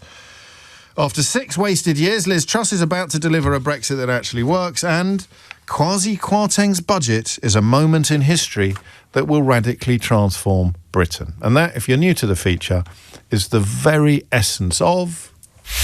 Unhinged Headline. Anne is in Ashton in Makerfield, or Makerfield as it became known during what may yet prove to be one of the more portentous by-elections in the history of British politics. Anne, working class culture, what are we talking about? Well, in Ashton in Makerfield, where I live, as you know, I do. Andy spent 5 weeks or so in the local club up the road from me, about 5 minutes walk away, and he was made very welcome there. When I saw him there the night before the election, he was relaxed. He had a pint in his hand. The local people, were brilliant. It used to be a Labour club. It's now a community club. Right, I was going to ask you that. Yeah, that was his headquarters. And as I say, they made him very welcome. So much so that he celebrated there the night of the election. And he announced that, how he used to give, was it 15% of his salary to the homeless? I did know that. I mentioned it. Actually, a lot of people don't know that. I mentioned it to Eleanor this morning. I don't think she knew. So, yes, he did get... I mean, I don't know what he's going to do next, but when he was mayor of Manchester... Well, I can tell you what he's going to do next. There we go. Because he announced it. He said that he would give it, and I'm assuming it's monthly. I'm not 100% sure of that, but he said he would give it to local... places in Makerfield constituency that needed it. Right, okay, that's good. In his constituency. And the first one that he was contributing funds to is Stubbs Across Community Club, who had made him so welcome. What's it called again? Stubbshaw Community Club. Community Club, yeah. As I say, it's just up the road from me. I'll give it a shout out. No, you just have. I think you should be. Yeah. You should be good for a free baby sham this evening, Anne. Yeah, definitely good. Next time I'm in, I'll let them know. No, it used to be one, that had concert nights, things like that. Now it's very often a venue for people who have local, parties and things. Do you know what you might have done? You might have driven a coach and horses through the rest of the phone-in, because in communities like yours, well, there's one round the corner from me in Brentford, actually, but I've never been in, and those are the places that he's talking about. They actually still exist. They just never feature in magazine articles, or you never see them on the telly, except unless the local MP has put his base there. But the kind of places that are a million miles away from middle-class chatter and media obsessions, but are still quietly getting on with it. There's one in Chiswick, which is widely regarded as they've often got links either to the Legion, the British Legion, or to the Labour Party, to the local Labour Party, but you've also got a tradition of working men's clubs. There aren't many of them, though. I mean, most people in Makerfield we had lots in Ashton, lots. When I first got married, that was where we went out on a Saturday night. Me and my husband went to a local club where there was entertainment on, local artists and so on. And obviously people played bingo, they did raffles, etc. And that was our entertainment at weekends. That was working class culture. Some of that still actually happens in some of the clubs. Yes. But obviously less than half that used to be here. The same with the pubs. The tradition round here was to walk through Ashton and calling, the lads on a Friday night, call pub to pub for a pint. And I think there was upwards of 15, 16 pubs from one end of the town to the other. Now there's, again, less than half of that. But these kind of pubs where the lads all go to watch football together, have a chat, play snooker, that kind of thing. A bit like the Rovers return, Yeah. And just on the point of Coronation Street, I absolutely love Coronation Street, but I do think people in the south look at it, and until recently, they have started to do some of the houses up, and they introduced those modern semis on the other side of the road. But they look at that and think that most of the terraced houses up here look like that. Yes. They don't now, because thousands of them have been renovated. I grew up in a house not dissimilar, and in a street not dissimilar to Coronation Street. And that lady who was talking before, can't remember where she came from, but she was talking about community and looking after each other's children, etc., etc. That was my experience growing up. It is different now. But some bits have survived, and you've done a really cracking job of... So what you're telling us, really, with regard to decor, is that no one's got ducks on their wall anymore. No, nobody's got a Muriel anymore. A Muriel. And I just think he's doing the Makerfield test here. Yes. And he talked about it, didn't he? He said, he did. If it doesn't pass the test in Makerfield, it doesn't happen. And so I think it's something he gleaned, because what I noticed, and I listened to him speak in another club, in another part of Makerfield called Highfield, and when I listened to him there, he was talking about, he was just so good at listening to people and what they wanted. And, he looks people in the eye and he listens. And in my experience, he doesn't forget people. As I say, I went up the night before the election. I will make one confession. I did go hoping that Hugh Grant was still there, but I'd missed him. I'd actually missed him. So you made do with Andy Burnham, because Hugh Grant had already gone home. Me so warmly when I walked up to the entrance. That's very special, Anne. That's very special, isn't it? And you're right. It's. I mean, you are clearly, you have concluded, and last time we spoke it was crystal clear that Andy Burnham is the real deal. He is, what you see is what you get. Very genuine. I'm reading his book at the moment, his and Steve Rotherham's, and it's absolutely fascinating. And some of the things that you've been talking about, the working class community, he grew up in it. So did Steve. And the other thing about him, which you mentioned briefly before, he went to the local secondary school, which is about 3 miles away from me, and he went to Cambridge through sheer hard work. He did. I know. It shines through in the interview I did with him 4 years ago. And I got a little note the other day. I shouldn't tell you this, Anne, but no one else is listening. I filed my newspaper column the other day, and I got a little note saying there's some dispute over whether he's actually working class or not. Are you sure you want to go with the line about his working class credentials? And do you know what I did? Yeah. I thought of you. Did you? I did. He definitely is. I know. He definitely is. I just said, trust me on this. And I mentioned 2 or 3 of those things that you've mentioned, the state education and the family background, because his dad was a phone engineer and his mum was a GP's receptionist. And I thought, I'm not going to change that line. There will be people saying, no, he's not this, he's not that. He went to Cambridge. How can he be working class? But it's more complicated and at the same time more simple than that, isn't it? It is. And in his book at the beginning, he talks about being in the local pub with his mates, pubs I knew the names of, and going to the football together on the same kind of coach that I did from Ashton Town Centre, going to Goodison Park on that coach. And I did that as well. And that is actually the perfect call to end this entire conversation with, because you've reminded us that we've been searching for a definition, and in fact it hasn't gone away, it has just shrunk. And that's the point that Andy Burnham seeks to address. He's saying, well, you might have shrunk, but you're not going to be invisible anymore. And, well, touch wood, he continues on the path that he's embarked upon and does enough to retain the very valuable admiration, I would say, of a lady like Anne. Thank you, Anne. It's 12:02. James O'Brien on LBC. 5 minutes after 12 is the time. You are listening to James O'Brien on LBC. Let's kick this hour off with a missing word round. We haven't done one for a while. This is quite a nice one. You might have seen it, so don't cheat, all right? Promise? Promise? Thank you. Hitler's home becomes blank in effort to deter neo-Nazis. Hitler's home becomes blank, or technically blank, in effort to deter neo-Nazis. What have they turned Hitler's home into?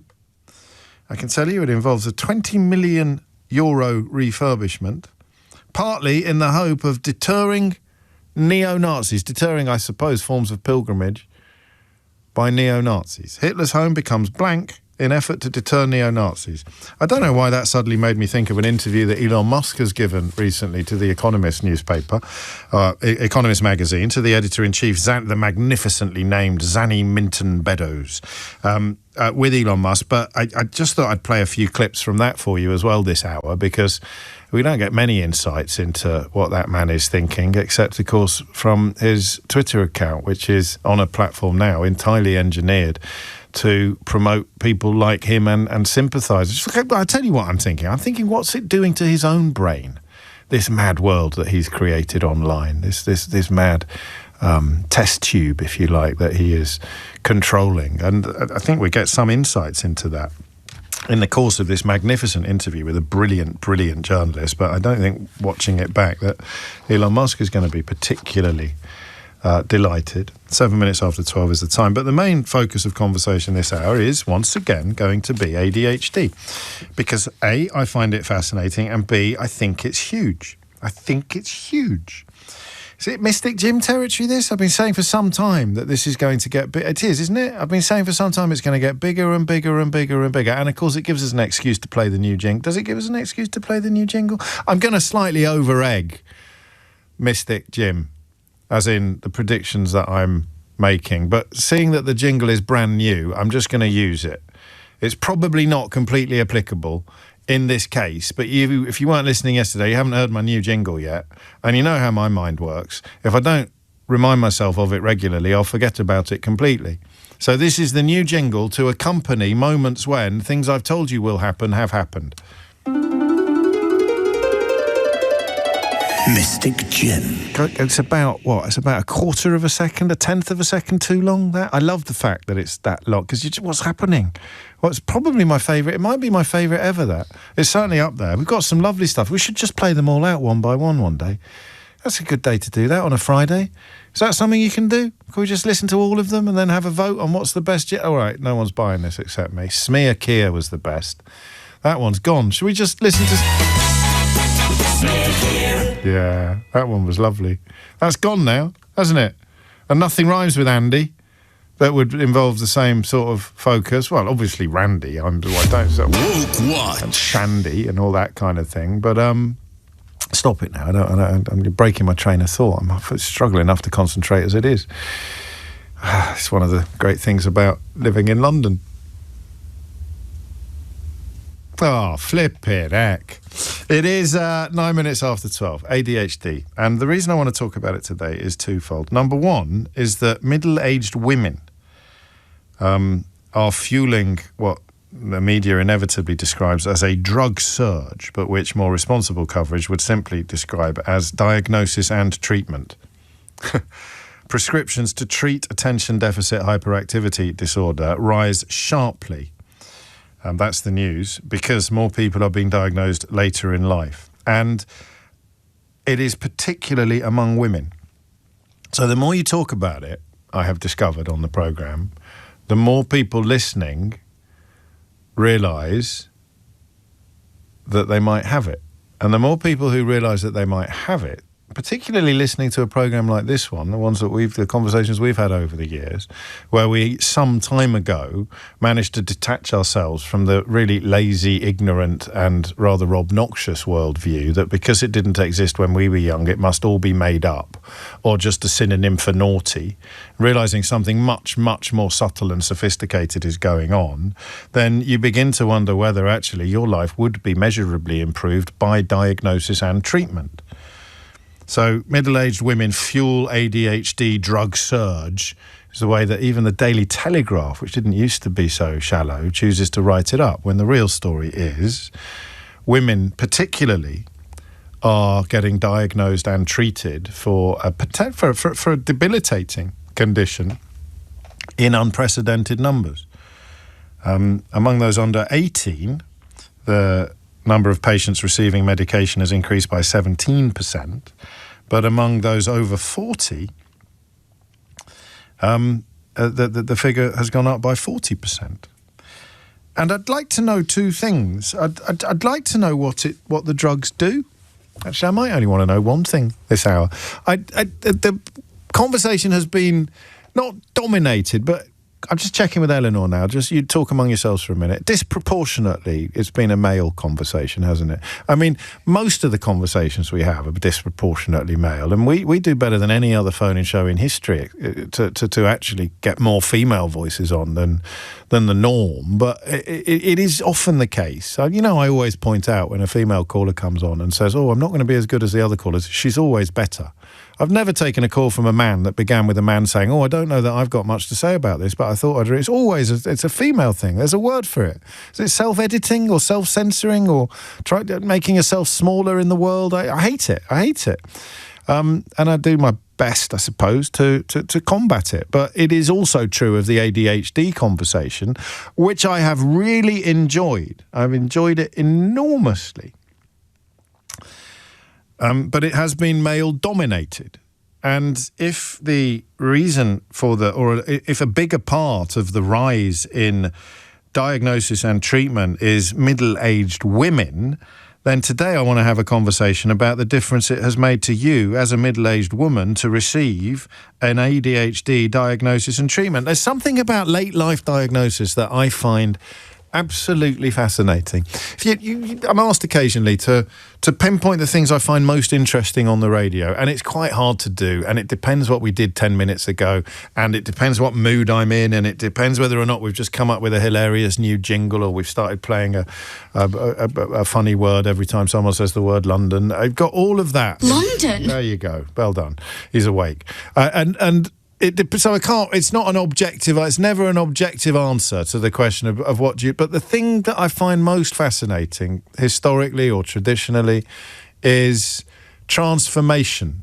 I really like transformation. The stories of really meaningful change. In fact, if I had to have a kind of watchword or a motto, I'm an enemy of the idea that a leopard can't change its spots.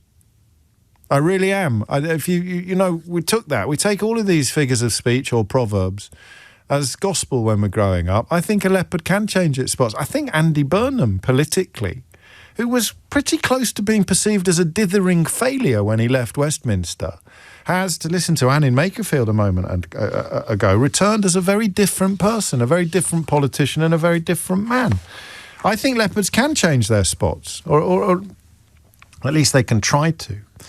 But this is different, isn't it? This is realising that some of your spots had been painted on and they weren't doing you any favours and they could actually be removed.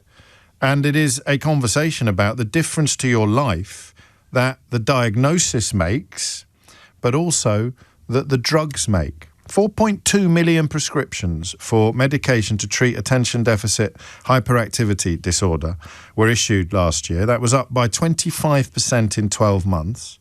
The sharpest rises were that thing that we've discussed. That's why I gave myself a mystic gym. I said to you, I think late life diagnoses are going to be the next big chapter of this story, because we spoke for years about children being diagnosed. Neurodiversity among children. The great parallel I always used was dyslexia, which some people were sniffy and sceptical sceptical about when I was a kid, but now it's a given that it exists, and it is well documented and well reported, the impact that it can have on lives and the benefits of both diagnosis and treatment. And then we were doing the same with children and ADHD. But I said to you, as a consequence of phone calls that we took on the programme, I said to you, this is going to be the next big part of the story. It's going to be adults getting diagnosed. It begins with parents taking their children to be diagnosed and sitting in the waiting room thinking, hang on a minute, that's me. Or sitting in the consultation with their own child and thinking, that's me, that is. So actually it does. Eleanor was a bit sniffy about whether or not this was a Mystic Jim moment. That was the thing I predicted, that the next big chapter in this story would be late life diagnoses. And we have tracked that chapter well, but we have not focused it before on middle-aged women. Probably mostly mums, I would argue, because you have... I wonder who's got the latest life diagnosis for ADHD. I wonder if we can find someone in the 60s, 70s or 80s who's been... And the difference that it made, because that's what I mean by transformation. It's not the diagnosis itself, it's what happens next. The diagnosis and, to a certain degree, the medication, they're the rock that gets lobbed into the pool of your life, the pond of your life. It's the ripples that I want you to describe. So, as a middle-aged woman or older, what difference has the diagnosis and the drugs, the medication, made to a life that you previously thought was how it was always going to be? That's the bit about transformation. This is how it was always going to be. This is who I am. This is how I live my life. I didn't know this was negotiable. This wasn't ideal. I wish I wasn't like that, but I am. And then suddenly you realise, or slowly you realise, that perhaps it's something that can be negotiated with. It's something that can be treated. It's something that can be different. And the first step of that is diagnosis, and the second step of that is medication. So, about 803,000 open referrals at the moment seeking an assessment. About 2.5 million estimated to have it in England alone, although most haven't been formally diagnosed. So, what difference does it make when you get the diagnosis? And the bit we haven't really done before is the simpler question in some ways of what difference the drugs make to how you actually live your daily life. Your day-to-day existence is changed by the medication, and I would like you to tell me how. 0345 6060 973 is the number that you need. It's 12:17. James O'Brien on LBC. 12:19 is the time. What is middle age these days, James, says Matthew. I'm currently being assessed. Well, I mean, unless you have a very eccentric name, Matthew, you might not be clear on whether you're middle-aged or not, but I don't think you're a woman. If it turns out correct that I do have it, I'm not planning on taking any medication. I want to learn how to live with it. I don't know what middle-aged is. I don't think that my colleagues over at Classic FM, who do a brilliant podcast called it You're Wrong About ADHD. Is that what it's called? Nigel suggests that's what it's called. I thought it was called something else. But anyway, Sam Pittis and Katie Brethwick do a fantastic podcast about their own diagnoses and their own conversation. I don't know that either of them are middle-aged, but I don't know. It doesn't matter. If you're a woman, particularly if you're a mum and you've received a diagnosis, then I would like to hear from you. But do not let me forget the Grant Shapps story and the Elon Musk interview, all right? So we've got a lot to get through this hour before it's time to go home, and I have to give you the answer to the missing word round. Before all of that, Jessica is in Sheffield. Jessica, what have you got? Hi. Hello. I just wanted to share my experience a little bit with you. I hope you're okay, by the way. I've not even asked. I'm very well. You don't have to. You've had 2.5 hours to work out whether I am or not. That is true. I'm doing all right, Jessica. Go on. So my journey with ADHD is actually quite new. I'm 31. I'm not quite in the middle-aged category. Don't say that to me. My husband actually is kind of a long-term listener of you, and we listened a while ago and came home and was like, Jess, I think you've got ADHD and I think you need to go and get an assessment. Really? So it's on me? It is on you, yeah, 100%. And it was my husband 100% pushing it. I kind of just went, no, it's just me. Yeah. So I went and I had my assessment and I got my diagnosis last October. And I'm quite emotional about it because I kind of feel I've kind of had a lot of time to sort of think about maybe how life would have been before. Like if I'd known before, would university have been easier? That was always a big one for me. Right. Would work have been a little bit easier and work demands been a little bit better for me? And so it's kind of been a little bit of an emotional roller coaster in that sort of sense. Can I ask what kind of things might have been easier? What were the sort of quotes, problems, end quotes that you lived through? I've found it quite hard to kind of concentrate. Yeah. I always did okay in school. I mean, I think teachers. I mean, I was a teacher myself up until last year, by the way. Okay. But I do think teachers probably hated me. I mean, I was the sort of child that I was quite naughty, but always did okay. Like I was. Did they think you were lazy, or they thought that you were disruptive? When in fact, I was very disruptive. Yeah, but not through choice, as it were. I think they thought it was through choice. Yeah, exactly. Exactly. And I think particularly going into work, I loved being a teacher. I absolutely loved it. I had to leave because it was just too much for me. I did about 8 years and decided that I just couldn't deal with the demands. It was burning me out too much. And I don't know whether having that diagnosis earlier may have made that a little bit easier for me. Well, having just rather rudely suggested that you might already be middle-aged, I am now going to remind you that you're still very young. So never say never. I don't know. No, and I may go back to it. Well, exactly. So what's changed? What? And are you? I mean, after the diagnosis, did you get a prescription? So I've recently started medication about a month ago. I tried one maybe 6 weeks ago, and it was horrific. Okay. And kind of sent my anxiety into a bit of a spiral. Yeah, that's no good. No, and I decided to try another because I thought I've only given this a go for a few days. Like this isn't enough. And actually, it's the last sort of month has been brilliant. It's been really. I feel more balanced. Right. Yeah. I kind of feel like a little bit more clarity in my brain. I'm starting jobs and actually finishing them. Crikey. Which is something that is. I've always gone, let's do this. I'm going to do this, and then maybe start, and then never ever actually finish it. Yes. But I think the important thing for me is not even necessarily the medication. It's understanding, and I know a couple of weeks ago this conversation was happening, but it's understanding yourself a little bit more and joining the dots together. Yes. Of going, actually, maybe this is hard for you because of the ADHD, and maybe that's why, and it's why it's a little bit more difficult. So maybe than somebody else. Yeah. So there's this thing on our back as humans, and we mistake what it is because of things that happened when we were growing up. And what you've replaced a sense of, I don't know, I might go as far as to say shame or embarrassment, because it's a terrible thing to say, that I think my teachers must have hated me. That's shame, right? There's something toxic there that doesn't do you any positives you've replaced the shame with understanding, and that must be such a lightening of your burdens. Yeah, it really is. I've definitely got a long way to go. I have such a big fear of failure, even if it's failure in my eyes. It doesn't even have to be to anybody else. But I think it's other people's perceptions of me. I get it. It's always, I want to make sure that everything is done as perfectly as possible. Because you've lived with you've lived with failure through no fault of your own, but you've had to deal with the consequences of it as if it were all your own fault, I think. And by failure, I don't mean the obvious stuff. I just mean like being the naughty child, being the disruptive child, being portrayed as, in your own mind, someone who you didn't deep down think you were.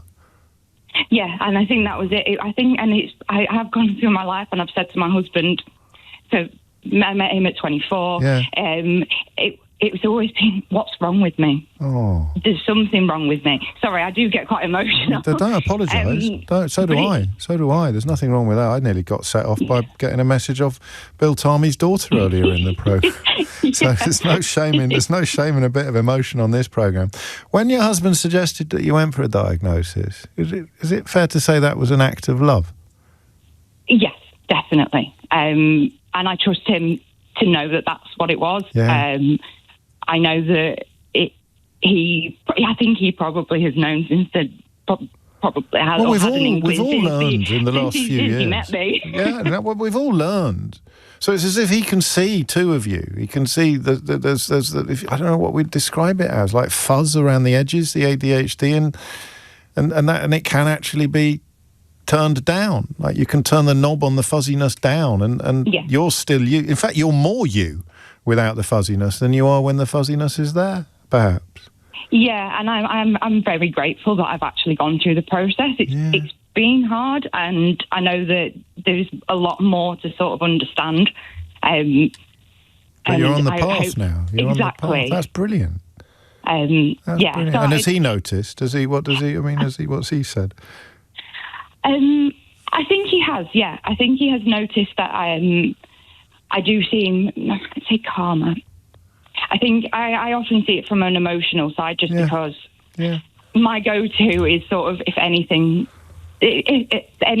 goes wrong, even if it could be, depending on the day, could be the smallest thing, my go-to is just cry meltdown. Right. Because I find it really hard to express my emotions in any other way. Well, you're getting better. I don't know what you were like 2 months ago, but you're doing a pretty flipping good job of it right now. Oh, yeah. I think if I'd called a few months ago, I would have been in floods of tears by now. Oh, interesting. Because it's sort of, I want to get my point across and don't really know how. That's really frustrating. That's a sort of circle of frustration as well. It gets more frustrating the longer it goes on. Jessica, you're a star. Yeah. You're an absolute star, and you're definitely not middle-aged. No, please don't say that. But the clock is ticking, Jessica. The clock is ticking. It's 12:28. You're listening to James O'Brien on LBC. And that's why I get cross about the way that some of the language is deployed in these stories. Middle-aged women, and not Jessica, but women older than Jessica, are fueling a surge in drugs. Maybe I'm going mad. Maybe you're not hearing what I'm hearing or seeing what I'm seeing, but that's framed as a negative. That's framed as something to tut over. As you open your Daily Telegraph in the morning, you're supposed to tut at this. Oh, they're all taking drugs now for something called ADHD, Doris. I mean, what's up? Didn't happen in my day. It just seems to me that the language is unhelpful. It is being portrayed as either faddish or undesirable, when it's the polar opposite. It's underpinning something that's been part of humanity since we started. It's only now that we're coming to understand it, and it is being both diagnosed and treated. And what a beautiful call that was. Thank you. It's got a bit of good news. I don't know if you're familiar with the Amelia de Moldenberg podcast, or indeed with her work. I am a huge fan of Amelia de Moldenberg, and I've just got the note saying she's going to be recording Full Disclosure on Monday, so that's fun. Today's Full Disclosure guest is Tom Kerridge. I shall play you a little clip of that before home time, and immediately after the very latest news headlines, I will solve the mystery of today's missing word round, which was, of course, the one about Hitler's home. Becoming a blank blank in effort to deter neo-Nazis. So as soon as you have heard I'll give you the answer to that as soon as you've heard the very latest headlines from Matt Hewitt. James O'Brien on LBC. 12:32 is the time, and who says women don't ring radio phone-ins? Sally. Oh, Dave, get lost, mate. I was about to read out loads of names of women then, and old Dave started flashing up on the screen. Tell Dave to do one. Do one, Dave. Sally and Kat and Kylie and Gaynor and Anne and Lizzie and Michelle and another Sally, two Sallys.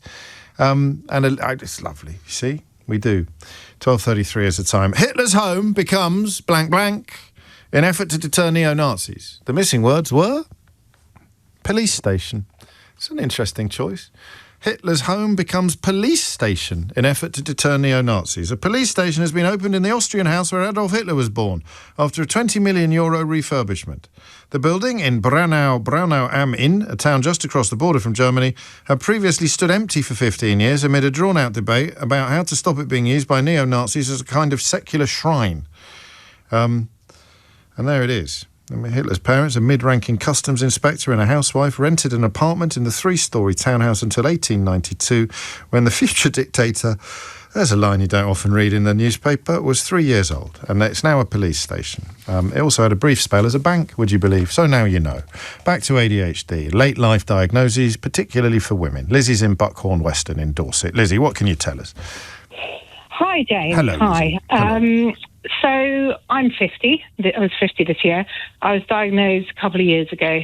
I've had a bunch of therapy throughout my life, and starting from my 20s, and realised in my last lot of therapy that I suffer from sensitivity rejection dysphoria, which is very much connected to ADHD. Right. So it's struggling with relationships, and it's perceived rejection before it happens, or even if it doesn't happen, you're perceiving it. Very much connected. So for me, it's more the emotional side of ADHD that's affected my life. It's affected relationships, friendships. Carry on, sorry. So my confusion myself was my mum and dad got divorced when I was a young teenager. I had no problem with that, but all the therapy was related to that. Okay. And I was thinking, why am I not feeling better from this therapy? And actually, I'd come to terms with that, and actually it was the ADHD that was driving the emotional issues that I had. And it all sort of came to a realisation when I was studying a therapeutic psychology course about 9 years ago, and I was sitting there and they had a neurodiversity module, and I was thinking, oh my God, this sounds like me. I can pinpoint all these things. Wow, so people thought your behaviour was a consequence of your parents' divorce, but in fact so did I. It was bedded in long before that. Yeah, of course. So did I. And my mum, definitely ADHD, massive procrastinist. I mean, the thing is, there's so many things that connect you that people just think, oh, it's just inattention, it's just not being able to sit still. But actually, there's a whole myriad of other things connected. So what difference does diagnosis make? How did that change? I think it was the realisation and looking back through all of my relationships and how it's actually sort of blocked me from doing things in my life. And I'm also quite a procrastinator as well. So it takes me a long time to decide to do anything. Procrastination, massive part of ADHD. Can't decide, can't make up your mind about things. You put it off. Put off jobs, put off relationships, put off, the list is as long as my arm. But I think it's helped. My daughter also has ADHD, and it's really helped her, I think. Who got diagnosed first? I did. Right. I did. And I'd known for probably about 10 years just never got round something was going on. You just never got round to it. You procrastinated. I just put it off. Kept putting it off. I won't go on medication myself because, I'm already on HRT. Right. So that's another thing. All the menopausal symptoms, when they come up, your ADHD goes through the roof. I've read that. As a woman, I've read that. Yes. So I mean, we've got it. Us girls have got it sort of from all angles. Basically, ADHD girls. But it is helpful to know. But what is helpful is to also learn about how your brain works. Don't just rely on medication. I mean, obviously, if medication helps you, brilliant. No, of course. But to just, I really thought therapy really helped me actually.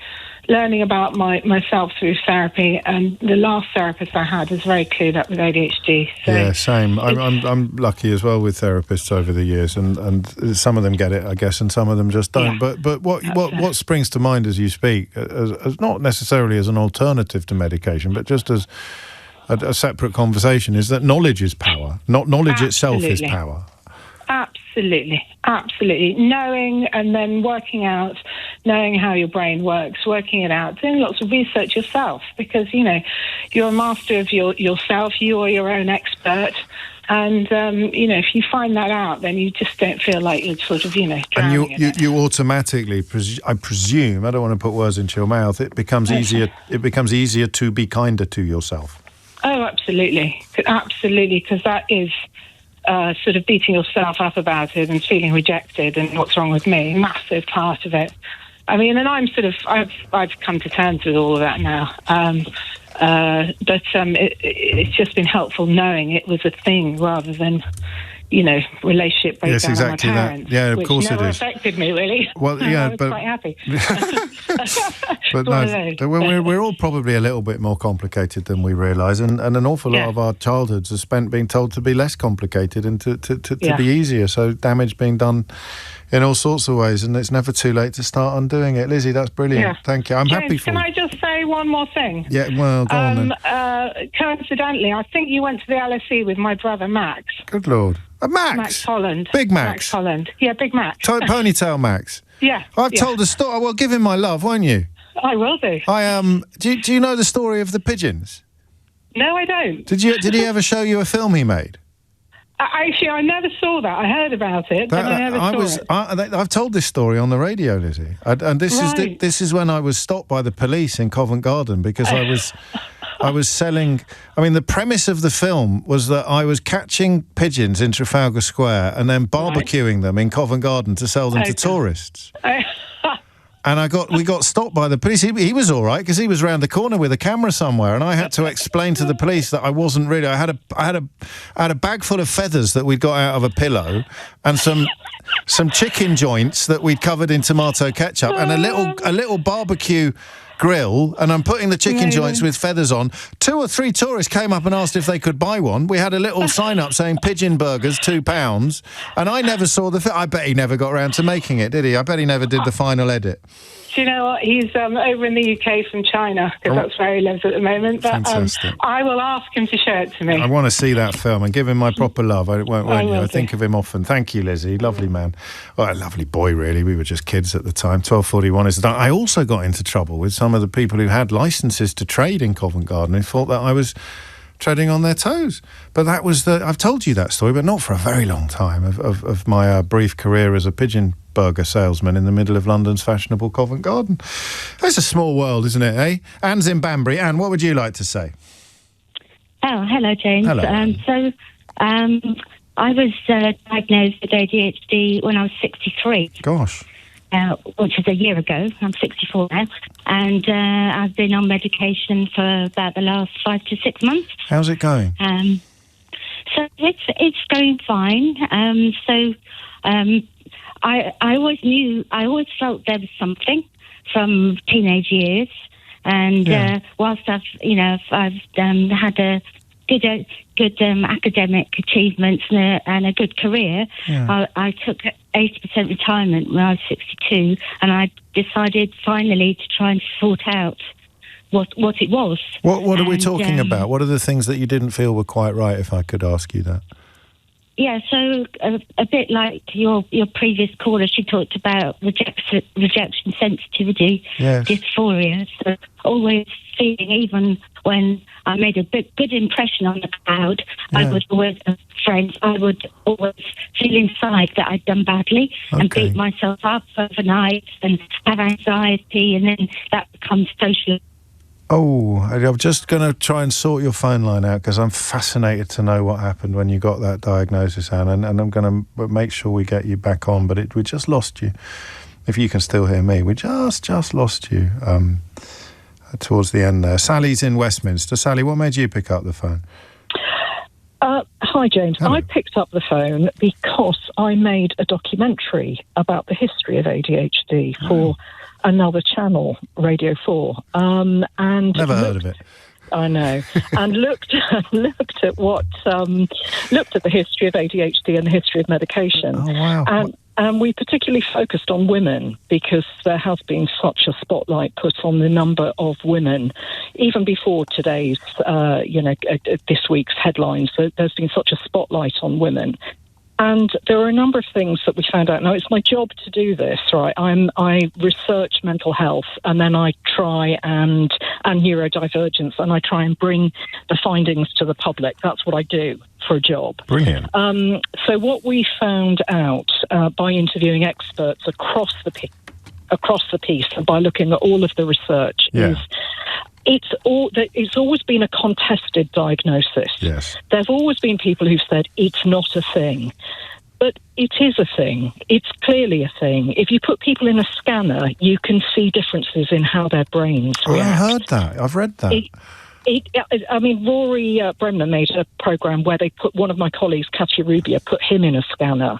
And you could see the differences in his brain. Richard Bacon's had the same done. Gosh. So, you can find this stuff online. So you can see it in the brain. You can see it in how people live their lives, because people with ADHD are living lives in a world that isn't configured for them. Got it. So if you are continually struggling and scrabbling to keep on top of dates, obligations, where you're supposed to be, what your bills are, and you're completely overwhelmed by it. And this is the thing, right? It's not just, oh, God, I've got more admin to do. It's a complete overwhelm which paralyses. So people can't actually live in the world as we make the world much more complicated. People find it increasingly difficult to live in the world. Wow. And then the thing about girls... Yes. Is that there are different types of ADHD, and I'm speaking very generally here, but there are broadly two: an attentive type and a hyperactive type and an inattentive type. Well, guess which one the girls are? It's not the fidgety boy. It's not the fidgety boy on the chair. It's the girl at the back staring out of the window. So it's really unhelpful how we've talked about it as if it's only fidgety boys. Yeah, and the thing is, in the same way that you spoke earlier, I've had you on in the car. The same way you spoke earlier. Better than Radio 4 most of the time, but not all the time. It depends who's presenting. Well, exactly. I would say. When you were saying earlier about women don't ring in, and when they do, they're very self-effacing. Yeah. That's because we live in a patriarchy, whether you like it or not. We live in a patriarchy, and women mask how they behave. They change how they behave. So when they're ringing you, they're saying, "Oh, I don't think I'm going to be as good as the men." And in ADHD, the way it manifests itself is they look at what other people, particularly girls, are doing, and they copy that behaviour because they think that that's the way that they should be behaving. What that ends up in is a lot of very, very, very unhappy girls and women who aren't living their true selves. And the reason we have huge rates of diagnosis now is because all those girls 40 years ago grew up. They became teenagers, they became young women, they became in their 30s, their 40s, their 50s, and still were not diagnosed. And guess what? Now they are being diagnosed. So, of course, there's going to be a blip, because there are decades of girls and women who have never been diagnosed who should have been. Well, this is one of the best calls I've ever taken. I mean, I've had some cracking calls over the years, but I don't know that I can remember the last time someone addressed the absolute bones of what I was trying to talk about in the way that you've done, because you've brought every element of the story into clearer focus, up to and including the generational question, because we wouldn't even have known what it was when they were teenagers, most of the callers I've had today. And we'll go back to Anne after the break, who's 64 now, 63 when she got diagnosed. And so these people have lived their entire lives under a well, how would you describe it? Heartbreaking is how I would describe it. I interviewed a woman in her early 70s who got her diagnosis in her early 70s. Heartbreaking. Absolutely heartbreaking. But better late than never, not to be glib, but you still feel a lightening of your burdens and an improvement to your existence, even if you're wishing that you'd done it 40 years ago. Yeah, I think that's right. I think it helps people make sense. Everything that your two previous callers have talked about, I've seen it in the scientific literature. So I've seen people misdiagnosed with depression and anxiety when actually it's a byproduct of their ADHD. So it's something to celebrate. It's why I hate the language it's reported with surges in drugs and this, that and the other, but it's a wonderful thing you describe. I think I've worked out who you are. You are Professor Sally Marlowe. Yes. And can you recommend anything for people listening to go to? Is there any reading? Or, I mean, they could listen to the documentary you made for Archive on 4. They could listen. It was called, Trouble Staying Still. They could listen to that. Okay. And I think that's quite a nice, if you're a woman, it's a nice route in. I'm going to get into so much trouble. Well, other documentaries are available. The BBC documentary that ADHD and Me, the BBC documentary with... Oh, no, you're not BBC, sorry. Can't say that one either. No, of course you can. It's me that gets into trouble after the show, not you. You'll be absolutely fine. Professor Sally Marlowe, thank you so much. That's fascinating. Truly fascinating, actually. And it suddenly puts together like a Rubik's Cube. All the colours match now of all the other previous callers that we've taken. I love that. It is coming up to 10 to 1. You're listening to James O'Brien on LBC. James O'Brien on LBC. 12:52 is the time, and don't forget you can listen back to all of my programmes on the Global Player and indeed on the LBC app, as well as a dizzying range of podcasts. But I want to get back to Anne, ASAP. We were... Well, you were 62 when you took 80% retirement, 63 when you got an ADHD diagnosis, and you're 64 now, and you've been on the medication for 5 months. And what difference has it made? So it's made a huge difference in terms of my emotional well-being. I've always been able to concentrate. I mean, I did very well at school and I've had an academic career. That's one of the things that kind of blinded everybody to the fact that I had any problems, because my CV looked great, but as I used to say to people, it was chaos inside my head. So there was I think your last talker, Sally, was talking all about the masking and stuff like that. So I know that very well. I learned to do all of that. So I had this outward appearance of capability and competence and so on, and then this inward kind of chaotic ADHD stuff going on that I was beating myself up about with anxiety, staying awake at night with anxiety. Did you know that... That wasn't, that not everybody else was like that? Did you have some sort of subconscious awareness that this wasn't how things were meant to be, or did you just think you were really unlucky? No, I kind of thought it wasn't, because it was always transitions for me. So school to university, I managed perfectly well academically, but lifestyle-wise was a dead loss. And I knew other people were managing better than me. I could see that, right? Yes. And then I had various other points in life where there were transitions and the same thing happened.